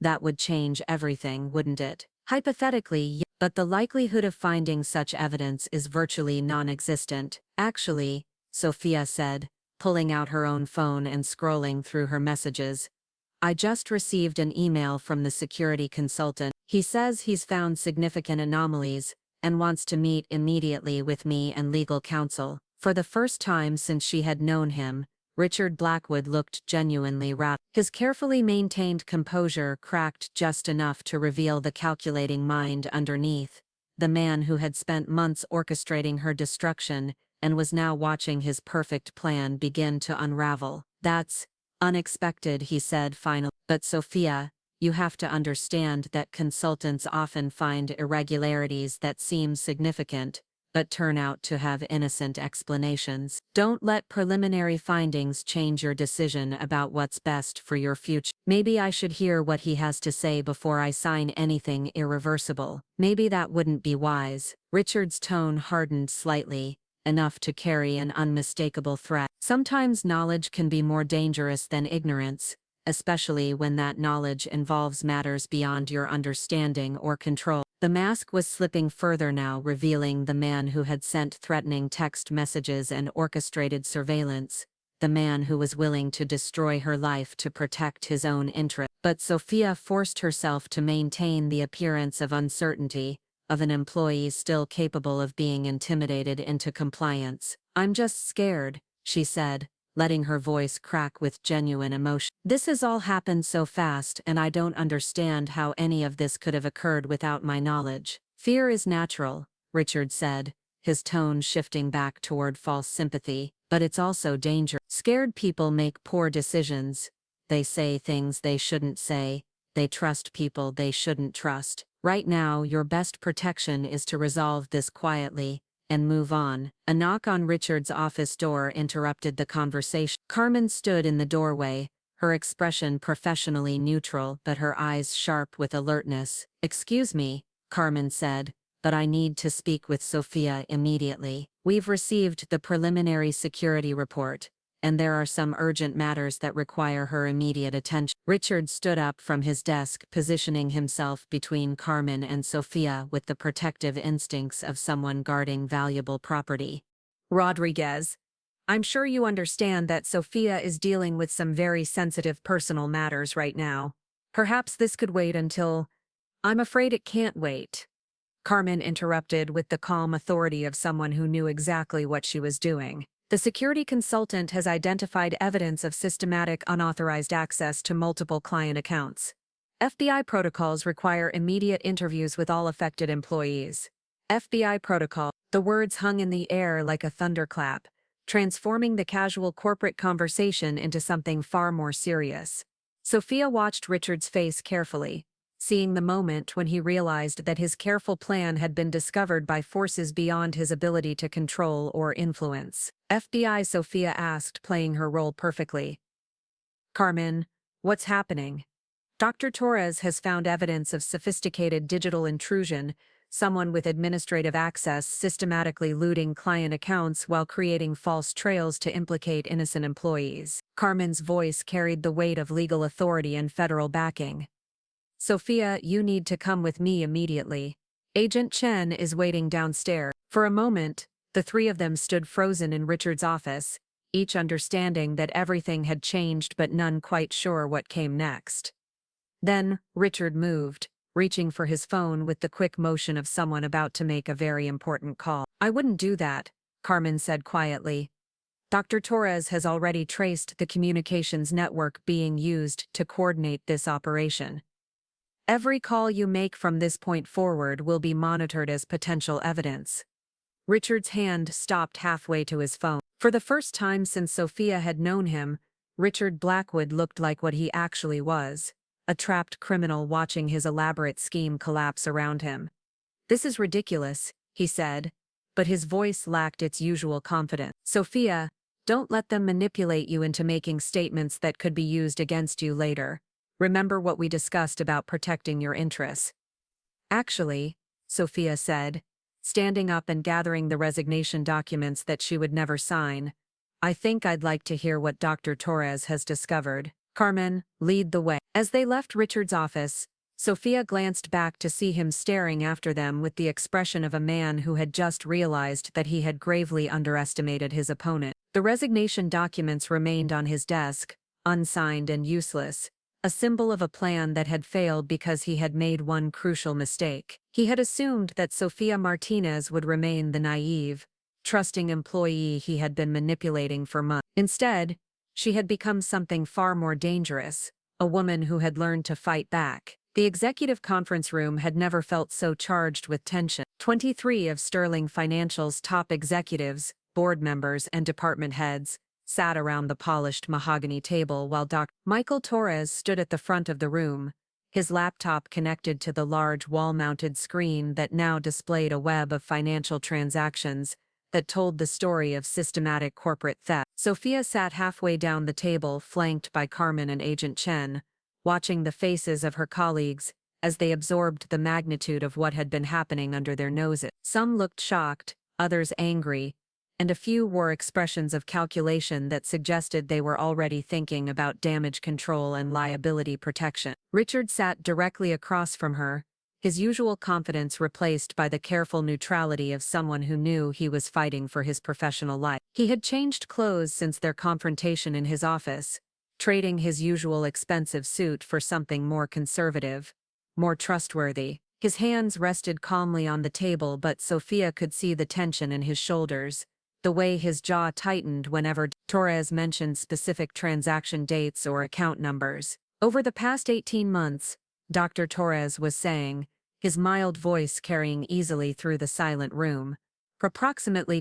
$3 million has been systematically transferred from client accounts managed by Sterling Financial. The thefts were sophisticated, designed to avoid triggering automatic fraud detection systems, and carefully timed to coincide with legitimate market fluctuations that would mask the missing funds." David Sterling, the company's CEO and founder, leaned forward in his chair at the head of the table. His face was pale, his usual commanding presence diminished by the weight of what he was hearing. Torres, are you saying that someone within our organization has been stealing from our clients for over a year?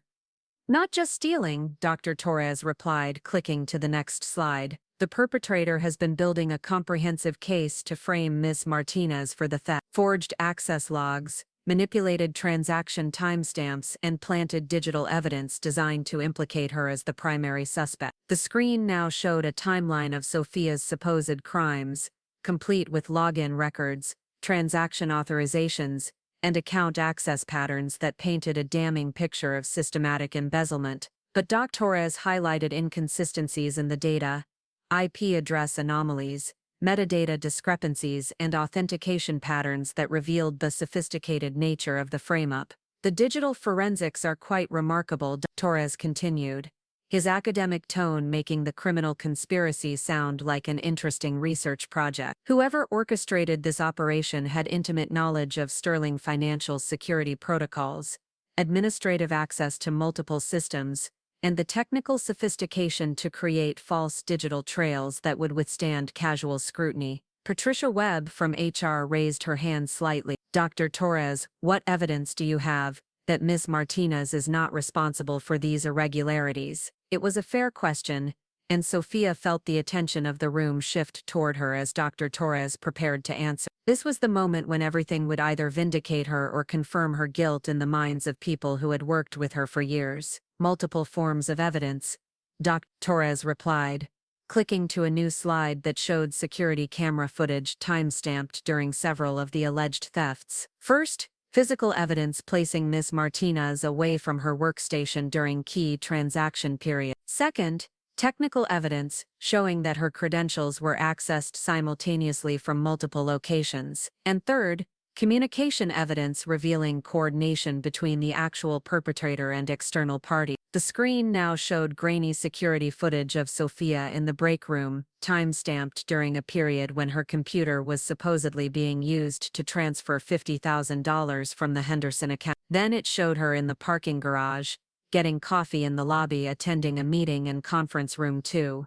All during times when massive financial crimes were allegedly being committed using her login credential. Torres said, his tone growing more serious, we've discovered evidence of coordination between the perpetrator and Marcus Webb, CEO of Pacific Northwest Investment Group. Phone records, email communications, and financial transfers suggest a conspiracy to acquire Sterling Financial's client list and proprietary information through systematic theft and corporate sabotage. A murmur ran through the room as the executives absorbed this information. Marcus Webb was a well-known figure in Portland's financial community, Sterling Financial's primary competitor, and someone who had been aggressively pursuing acquisition opportunities in the regional market. The idea that he was involved in corporate espionage and theft added a dimension to the crime that went far beyond simple embezzlement. David Sterling's face had gone from pale to ash. Are you telling me that Marcus Webb has been using our own employee to steal from our clients and destroy our company from within? Not exactly, Dr. Torres said, and Sophia felt her heart skip a beat. The evidence suggests that Mr. Webb has been working with someone who has high-level access to Sterling Financial systems and intimate knowledge of the company's operations. Someone who could manipulate internal security protocols and create convincing false evidence. The room fell silent as the implications became clear. Everyone understood that Dr. Torres was describing an inside job, someone within Sterling Financial who had betrayed the company and its clients for personal gain. But who? Dr. Torres clicked to his final slide, which showed a network diagram connecting various digital communications, financial transactions, and security access records. At the center of the web was a name that made several people in the room gasp audibly: Richard Blackwood. The evidence trail leads conclusively to Mr. Blackwood, Dr. Torres said with the dispassionate clarity of someone presenting scientific data. Phone records show regular contact with Marcus Webb dating back 14 months. Financial records show payments from Pacific Northwest Investment Group to accounts controlled by Mr. Blackwood, and digital forensics show that the false evidence implicating Ms. Martinez was created using Mr. Blackwood's administrative access credentials. Sophia felt a wave of vindication wash over her, followed immediately by a strange sense of sadness. For 3 years she had trusted Richard implicitly, had seen him as a mentor and advocate. Learning that he had been systematically planning her destruction was simultaneously liberating and heartbreaking. Richard himself remained motionless, his expression carefully neutral as the evidence mounted against him. But Sophia could see the calculation in his eyes, the way he was analyzing the room and looking for potential allies or escape routes. "These are serious allegations," Richard said finally, his voice carrying the calm authority that had made him so effective as an executive. "But I have to question the reliability of evidence that seems to have been gathered without proper legal oversight or company authorization. It was a smart move, attacking the legitimacy of the investigation rather than denying the specific charges." Agent Chen leaned forward slightly, her federal authority adding weight to her response. "Mr. Blackwood, this investigation was conducted under federal warrant with full legal authorization. The evidence has been gathered according to FBI protocols and will be admissible in federal court." Her voice was quiet but carried unmistakable steel. "Additionally, we have corroborating evidence from multiple sources, including recorded conversations and photographic surveillance." Carmen opened a laptop and connected it to the conference room's audio system. "With the court's permission," she said, though there was no court present, "I'd like to play some relevant audio recordings." The room filled with the sound of Richard's voice, crystal clear through the conference room speaker. It was a phone conversation from 2 days ago, one that Tyler had managed to record using the company's own security system. "The Martinez situation is under control," Richard's voice said with casual confidence. "A few more days and she'll be so thoroughly discredited that no one will believe anything she says. Then we can proceed with phase 2. The voice on the other end was equally clear, Marcus Webb discussing timeline pressures and the need to accelerate their acquisition strategy. They talked about client lists and proprietary information, about the millions of dollars that would change hands once Sterling Financial was weakened enough to be acquired at a bargain price. The recording continued for several minutes, laying out a conspiracy that went far beyond simple theft. Richard and Marcus had been planning a hostile takeover disguised as a rescue acquisition, using stolen funds and manufactured scandals to drive down Sterling Financial's value until Pacific Northwest Investment Group could buy the company for a fraction of its actual worth. When the recording ended, the conference room was silent except for the hum of the air conditioning system. Sophia looked around the table, seeing shock and anger on most faces, but also seeing a few expressions that suggested some executives had suspected something was wrong but hadn't known how to address it. David Sterling was the first to speak, his voice heavy with the weight of betrayal and impending corporate disaster. "Richard, do you have anything to say in response to this evidence?" Richard straightened in his chair, and for a moment Sophia saw a flash of the confident executive who had once commanded respect throughout the Portland financial community. When he spoke, his voice carried no hint of guilt or fear. "I have quite a lot to say, actually." He stood up slowly, his hands resting casually on the back of his chair. "First, I want to commend Dr. Torres on an impressive presentation. The level of detail and apparent sophistication of this investigation is remarkable." He paused, letting his words settle before continuing. "However, I think everyone in this room should be very careful about accepting conclusions based on digital evidence that could easily have been manipulated or fabricated. In an age of deepfake audio and sophisticated hacking techniques, recorded conversations and computer logs are hardly conclusive proof of anything. It was a desperate gambit, but a clever one." Richard was appealing to the natural skepticism of successful business people who understood that technology could be used to deceive as easily as to reveal truth. Sophia could see a few executives nodding slightly, their certainty about Richard's guilt beginning to waver. "Additionally," Richard continued, "I think we need to consider the possibility that this entire investigation has been orchestrated by our competitors to damage Sterling Financial's reputation and undermine confidence in our security protocol. Marcus Webb would certainly benefit from creating chaos within our organization, especially if it led to client defections and regulatory scrutiny. Agent Chen stood up, her federal credentials giving her words immediate authority. Ms. Blackwood, are you suggesting that the Federal Bureau of Investigation has participated in a conspiracy to frame you for crimes you didn't commit? I'm suggesting that federal agents can be deceived just like anyone else, especially when they're presented with sophisticated false evidence by parties with ulterior motive. Richard's tone remained calm and reasonable, but Sophia could see sweat beginning to form on his forehead despite the conference room's cool temperature. Dr. Torres cleared his throat and clicked to a new slide on his presentation. Perhaps this will address your concerns about evidence authenticity, Mr. Blackwood. The screen now showed photographs of Richard meeting with Marcus Webb in various locations around Portland: restaurants, parking garages, private offices. The images were time-stamped and included metadata proving their authenticity, but more damaging were the close-up shots that clearly showed briefcases and envelopes being exchanged, handshakes and conversations that spoke of ongoing collaboration. These photographs were taken over a period of 6 months by federal surveillance teams, Dr. Torres explained.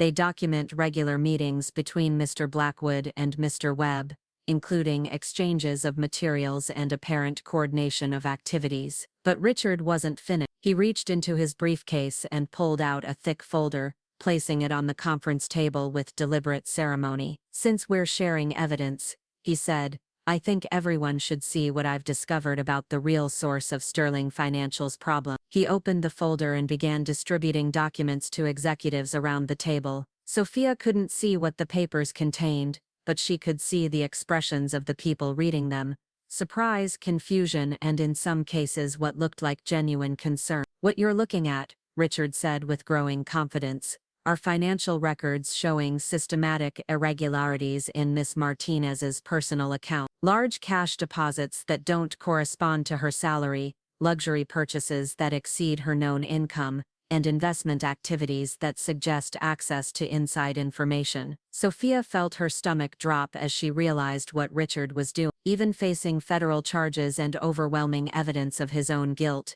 he was still trying to destroy her by manufacturing additional evidence of financial impropriety. The documents he was distributing were sophisticated forgeries designed to suggest that she had been living beyond her means through illegal activities. Additionally, Richard continued, I have evidence that Martinez has been in contact with representatives of several of our competitors, including preliminary discussions about potential employment opportunities that would have given her access to confidential client information. Carmen leaned over and whispered urgently in Sophia's ear, say nothing, let them hang themselves. But Sophia was struggling to remain calm as she watched executives studying forged documents that painted her as a corrupt employee who had been stealing from clients to fund an extravagant lifestyle. The irony was devastating. Richard was using her own careful financial planning and modest savings as evidence of criminal activity. Agent Chen stood up again, her patience clearly wearing thin. Mr. Blackwood,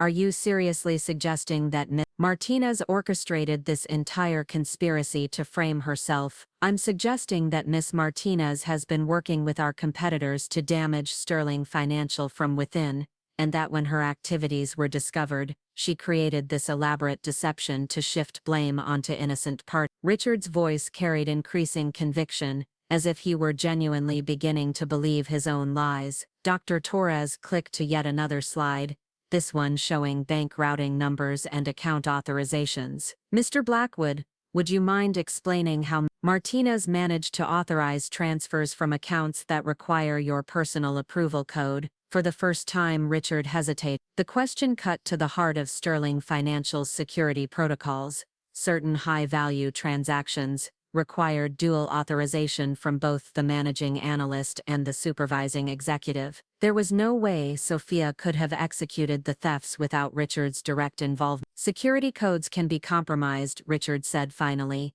Sophisticated hackers have ways of obtaining authorization credentials through social engineering or technical infiltration, including hackers who can simultaneously compromise physical security cameras, manipulate metadata timestamps, and coordinate with federal law enforcement to create false evidence. Agent Chen's tone dripped with skepticism. The conference room was beginning to feel like a courtroom, with Richard mounting an increasingly desperate defense against evidence that seemed overwhelming. But Sophia could see that some executives were still uncertain, still willing to consider the possibility that Richard was telling the truth about a vast conspiracy designed to frame him. Then Tyler Kim appeared in the conference room doorway, his usual cheerful demeanor replaced by grim determination. He was carrying a laptop and several external hard drives, and his presence immediately shifted the energy in the room. "I'm sorry to interrupt," Tyler said, addressing the room but looking directly at Agent Chen.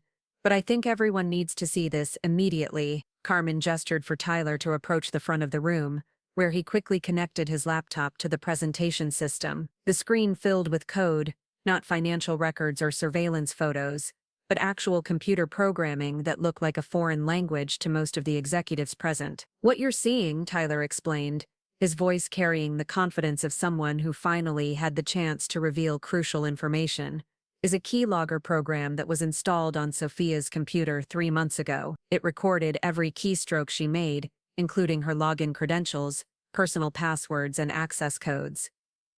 The room buzzed with murmurs as the implications became clear. Someone had been monitoring Sophia's every digital move for months, gathering the information necessary to impersonate her online activities and steal client funds using her credential. The keylogger was installed remotely using administrative privileges, Tyler continued, and the installation was traced back to a specific IP address and user account. He clicked to the next screen, which showed installation logs and user authentication records. At the bottom of the technical data was a name that made several people gasp: Richard Blackwood.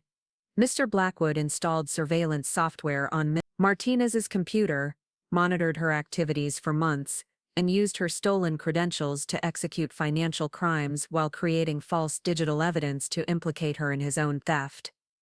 The silence that followed was deafening. Richard sat motionless, his face pale, his carefully constructed defense crumbling as the technical evidence mounted against him. There was no way to explain away keylogger software installed under his administrative account, no way to claim that sophisticated hackers had somehow framed him for crimes that required his specific security clearances. David Sterling slowly stood up from his chair, his face a mask of controlled fury. "Richard, I'm going to ask you one final time. Do you have anything truthful to say about these allegations?" Richard looked around the conference room, studying the faces of colleagues who had once respected and trusted him. Some looked angry, others disappointed, and a few appeared to be calculating the potential damage to their own careers from association with his crime. When he finally spoke, his voice was quiet but clear. "I want to speak with my attorney." Agent Chen nodded with the satisfaction of someone who had heard exactly what she expected to hear. "Mr. Blackwood, you're under arrest for conspiracy, embezzlement, fraud, and violation of federal computer security statutes." As federal agents entered the conference room and began reading Richard his rights, Sophia felt a complex mix of emotions washing over her: relief that her innocence had been proven, anger at the months of manipulation and betrayal, sadness for the mentor she had trusted who had never actually existed. But underlying all of those feelings was something else, a quiet pride in her own strength, her own intelligence, her own refusal to be destroyed by someone who had underestimated her capacity for fighting back. David Sterling approached her as Richard was led away in handcuffs, his expression combining apology with respect. "Sophia, I cannot begin to express how sorry I am for what you've endured. Sterling Financial owes you a debt that we can never fully repay." "Thank you," Sophia replied, though her mind was already moving beyond apologies toward the future that was now possible again. As the conference room emptied and the immediate crisis passed,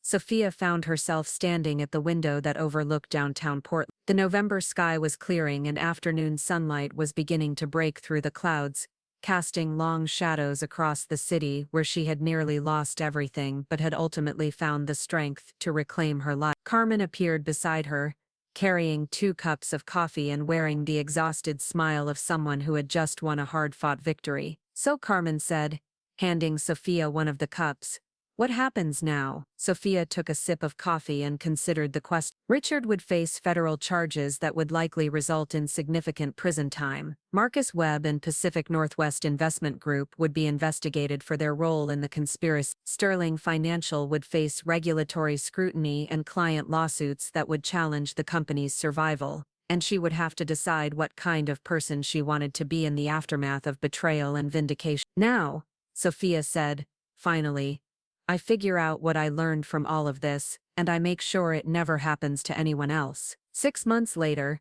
Sophia Martinez stood in the lobby of the newly renovated Sterling Financial offices, watching construction workers remove the last of the old signage. The company had survived the scandal, though not without significant changes. David Sterling had stepped down as CEO, replaced by an outsider with experience in corporate recovery. Half the executive team had been replaced, new compliance protocols implemented, and every system rebuilt from the ground up. The Portland Business Journal called it one of the most dramatic corporate turnarounds in Oregon history. What they didn't know was that much of the recovery plan had been designed by Sophia herself, working closely with federal regulators and forensic accountants to ensure that Sterling Financial emerged stronger and more transparent than before. She carried a box of personal items toward the elevator, her new office on the 14th floor waiting for her. The nameplate on her door would read, "Sophia Martinez, Director of Corporate Security and Compliance,"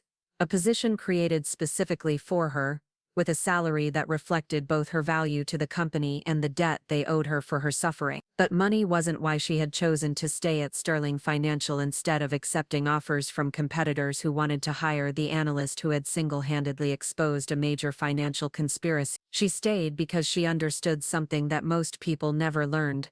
Sometimes the best way to prevent future crimes is to be in a position to see them coming. The elevator doors opened on the 14th floor, revealing a space that had been completely redesigned with transparency in mind. Glass walls allowed visibility into every office, open floor plans eliminated hidden corners, and state-of-the-art monitoring systems tracked every digital transaction in real time. It was a fortress disguised as a friendly workplace, designed by someone who had learned the hard way that trust without verification was simply naivety. Tyler Kim was waiting in her new office, no longer the eager junior analyst but now her deputy director, responsible for the technological infrastructure that would make another Richard Blackwood impossible. He had declined several job offers to stay at Sterling Financial, driven by the same sense of mission that motivated Sophia.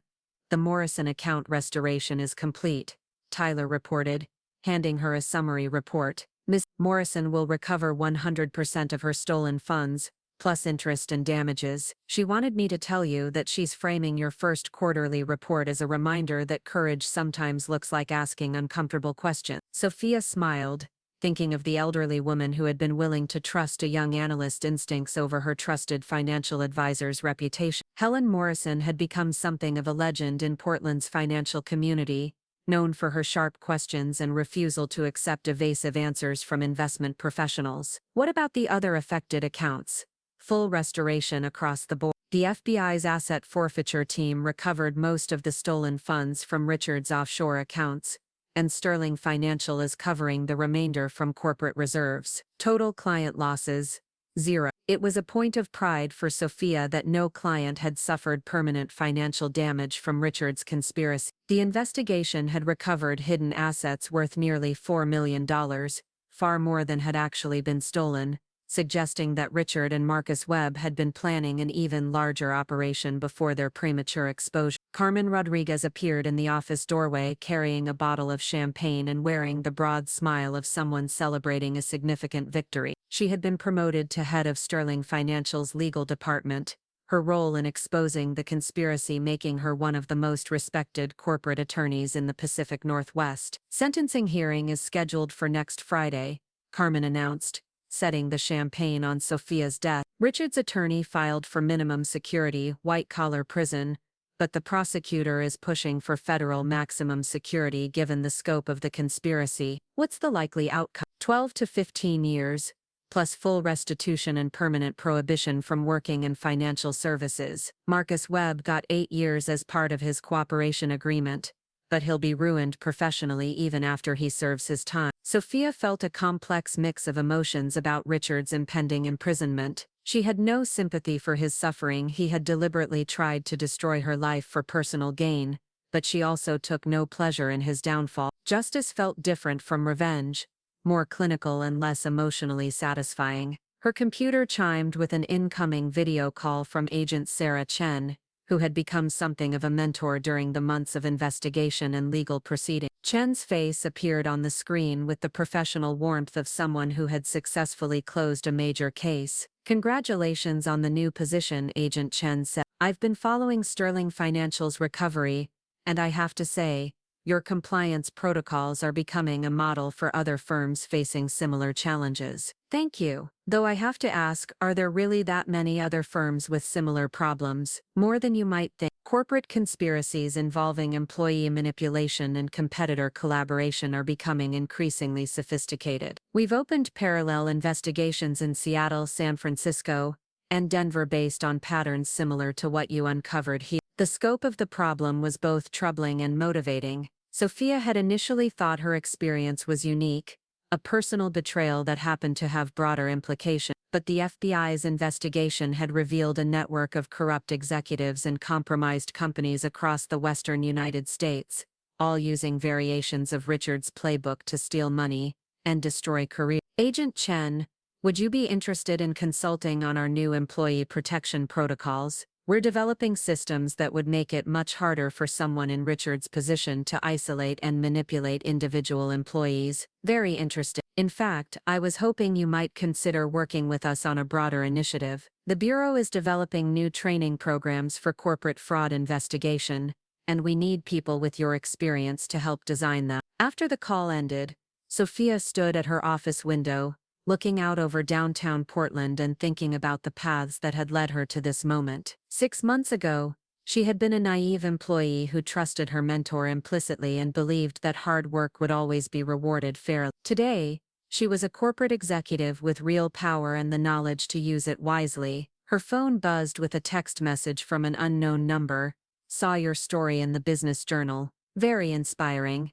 I think my boss might be doing something similar to what happened to you. Would you be willing to talk?" It was the 4th message of this type she had received in the past month. Word was spreading through Portland's professional community that Sophia Martinez was someone who would listen to concerns about workplace corruption and take them serious. She had begun conducting informal consultations with employees from other companies, helping them document suspicious activities and connect with appropriate authorities. She texted back her standard response, "Yes, let's meet for coffee tomorrow, Stumptown on Burnside. Come prepared to discuss specific incidents and timelines." The woman who arrived the next morning was young, nervous, and heartbreakingly familiar. Amanda Chen, no relation to Agent Chen, worked as a senior accountant at a mid-sized real estate investment firm. She had noticed discrepancies in property management accounts, questioned her supervisor about irregular transactions, and suddenly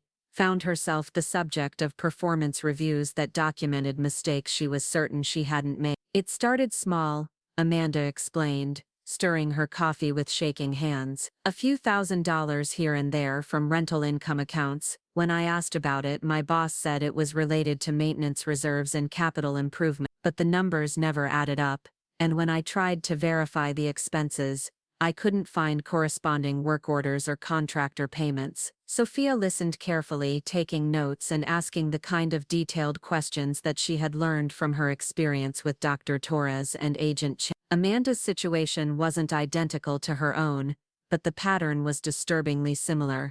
A trusted employee discovering irregularities, a manipulative supervisor offering plausible explanations, and the gradual erosion of the employee's credibility and job security. "Have you documented everything?" Sophia asked.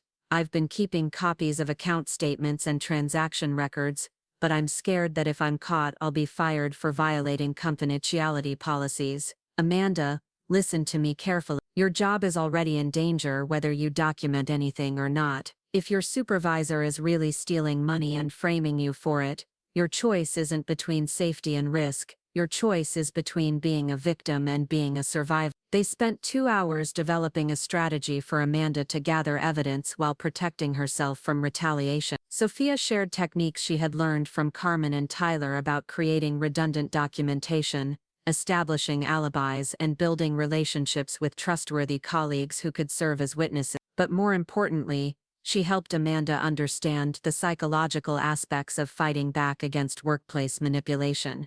The fear, the self-doubt, the temptation to minimize obvious warning signs in favor of preserving comfortable illusions about professional relationships. The hardest part, Sophia explained, isn't gathering evidence or dealing with authorities. The hardest part is accepting that someone you trusted has been systematically betraying that trust. Once you accept that reality, everything else becomes tactics and execution. Over the following weeks, Sophia found herself serving as an informal mentor to a growing network of employees facing similar situations. A marketing manager whose boss was taking credit for her campaigns while documenting her supposed failure. An IT specialist whose supervisor was using his access codes for unauthorized system changes. A junior lawyer whose partner was manipulating case files to hide billing irregularity. Each case was different in its details, but similar in its fundamental dynamics: powerful people exploiting their positions to harm subordinates for personal gain. And in each case, Sophia helped the victims understand that they weren't powerless,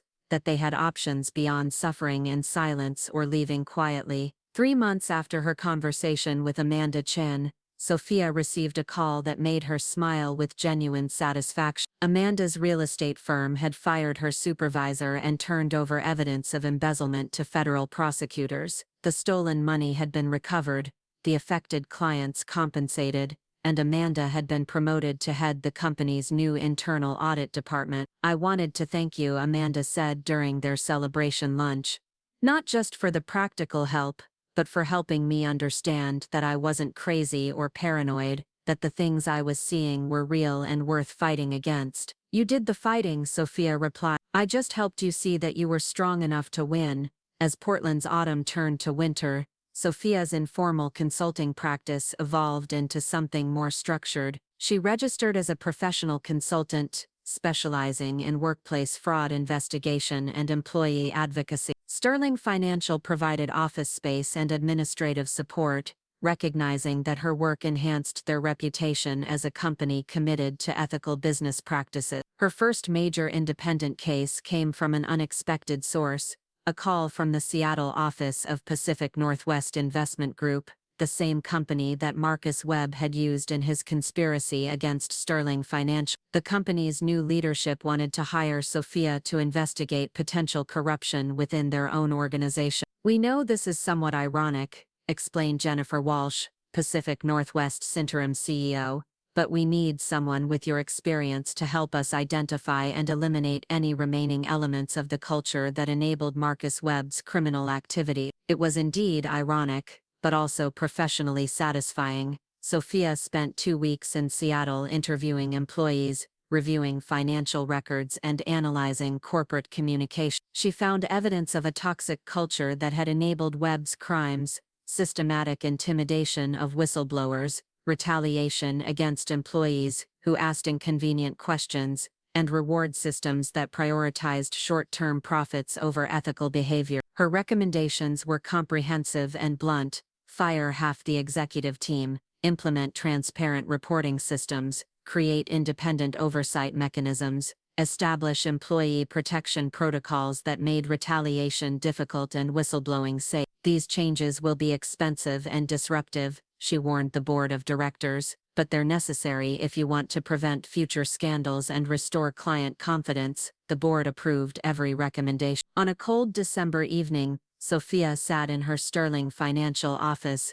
reviewing proposals for her next consulting engagement. The Federal Bureau of Investigation wanted her to design training programs for corporate fraud investigators. The Securities and Exchange Commission had requested her input on new regulatory guidelines for investment firms. 3 major Portland companies had asked to evaluate their internal compliance system, but the proposal that interested her most came from an unlikely source: Portland State University's business school wanted her to develop a course on workplace ethics and employee advocacy. They wanted to teach future business leaders how to recognize and prevent the kind of systematic exploitation that had nearly destroyed her own career. The goal, explained Patricia Martinez, the business school dean, who happened to share Sophia's surname though they weren't related, is to create a generation of business leaders who understand that sustainable success requires protecting employees rather than exploiting them. It was exactly the kind of work that felt meaningful rather than merely profitable.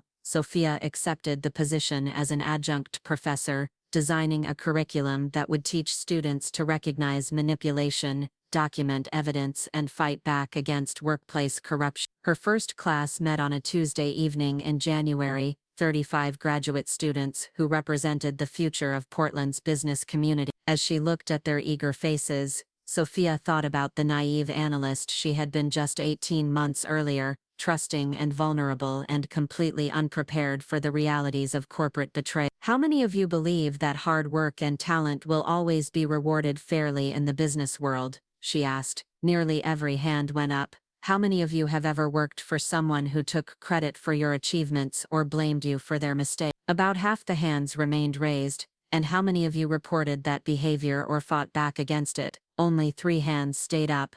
That, Sophia said with a smile that combined warmth with steel, is exactly why this class exists. She spent the evening telling them about Helen Morrison and Agent Chen, about Tyler's courage and Carmen's legal expertise, about the importance of documentation and the power of strategic thinking, but mostly she told them about the difference between being a victim and being a survivor. The most important thing you'll learn in this class, she concluded, is that you're never as powerless as someone wants you to believe. There are always options, always allies, always ways to fight back. You just have to be smart enough to see them and brave enough to use them. As the students filed out of the classroom, chattering excitedly about case studies and practical application, Sophia gathered her materials and prepared to head home to the apartment she had reclaimed and transformed into a space that reflected her new understanding of herself and her capability. Richard Blackwood was serving his sentence in federal prison, his reputation destroyed and his future limited to whatever opportunities existed for convicted felons. Marcus Webb was similarly confined,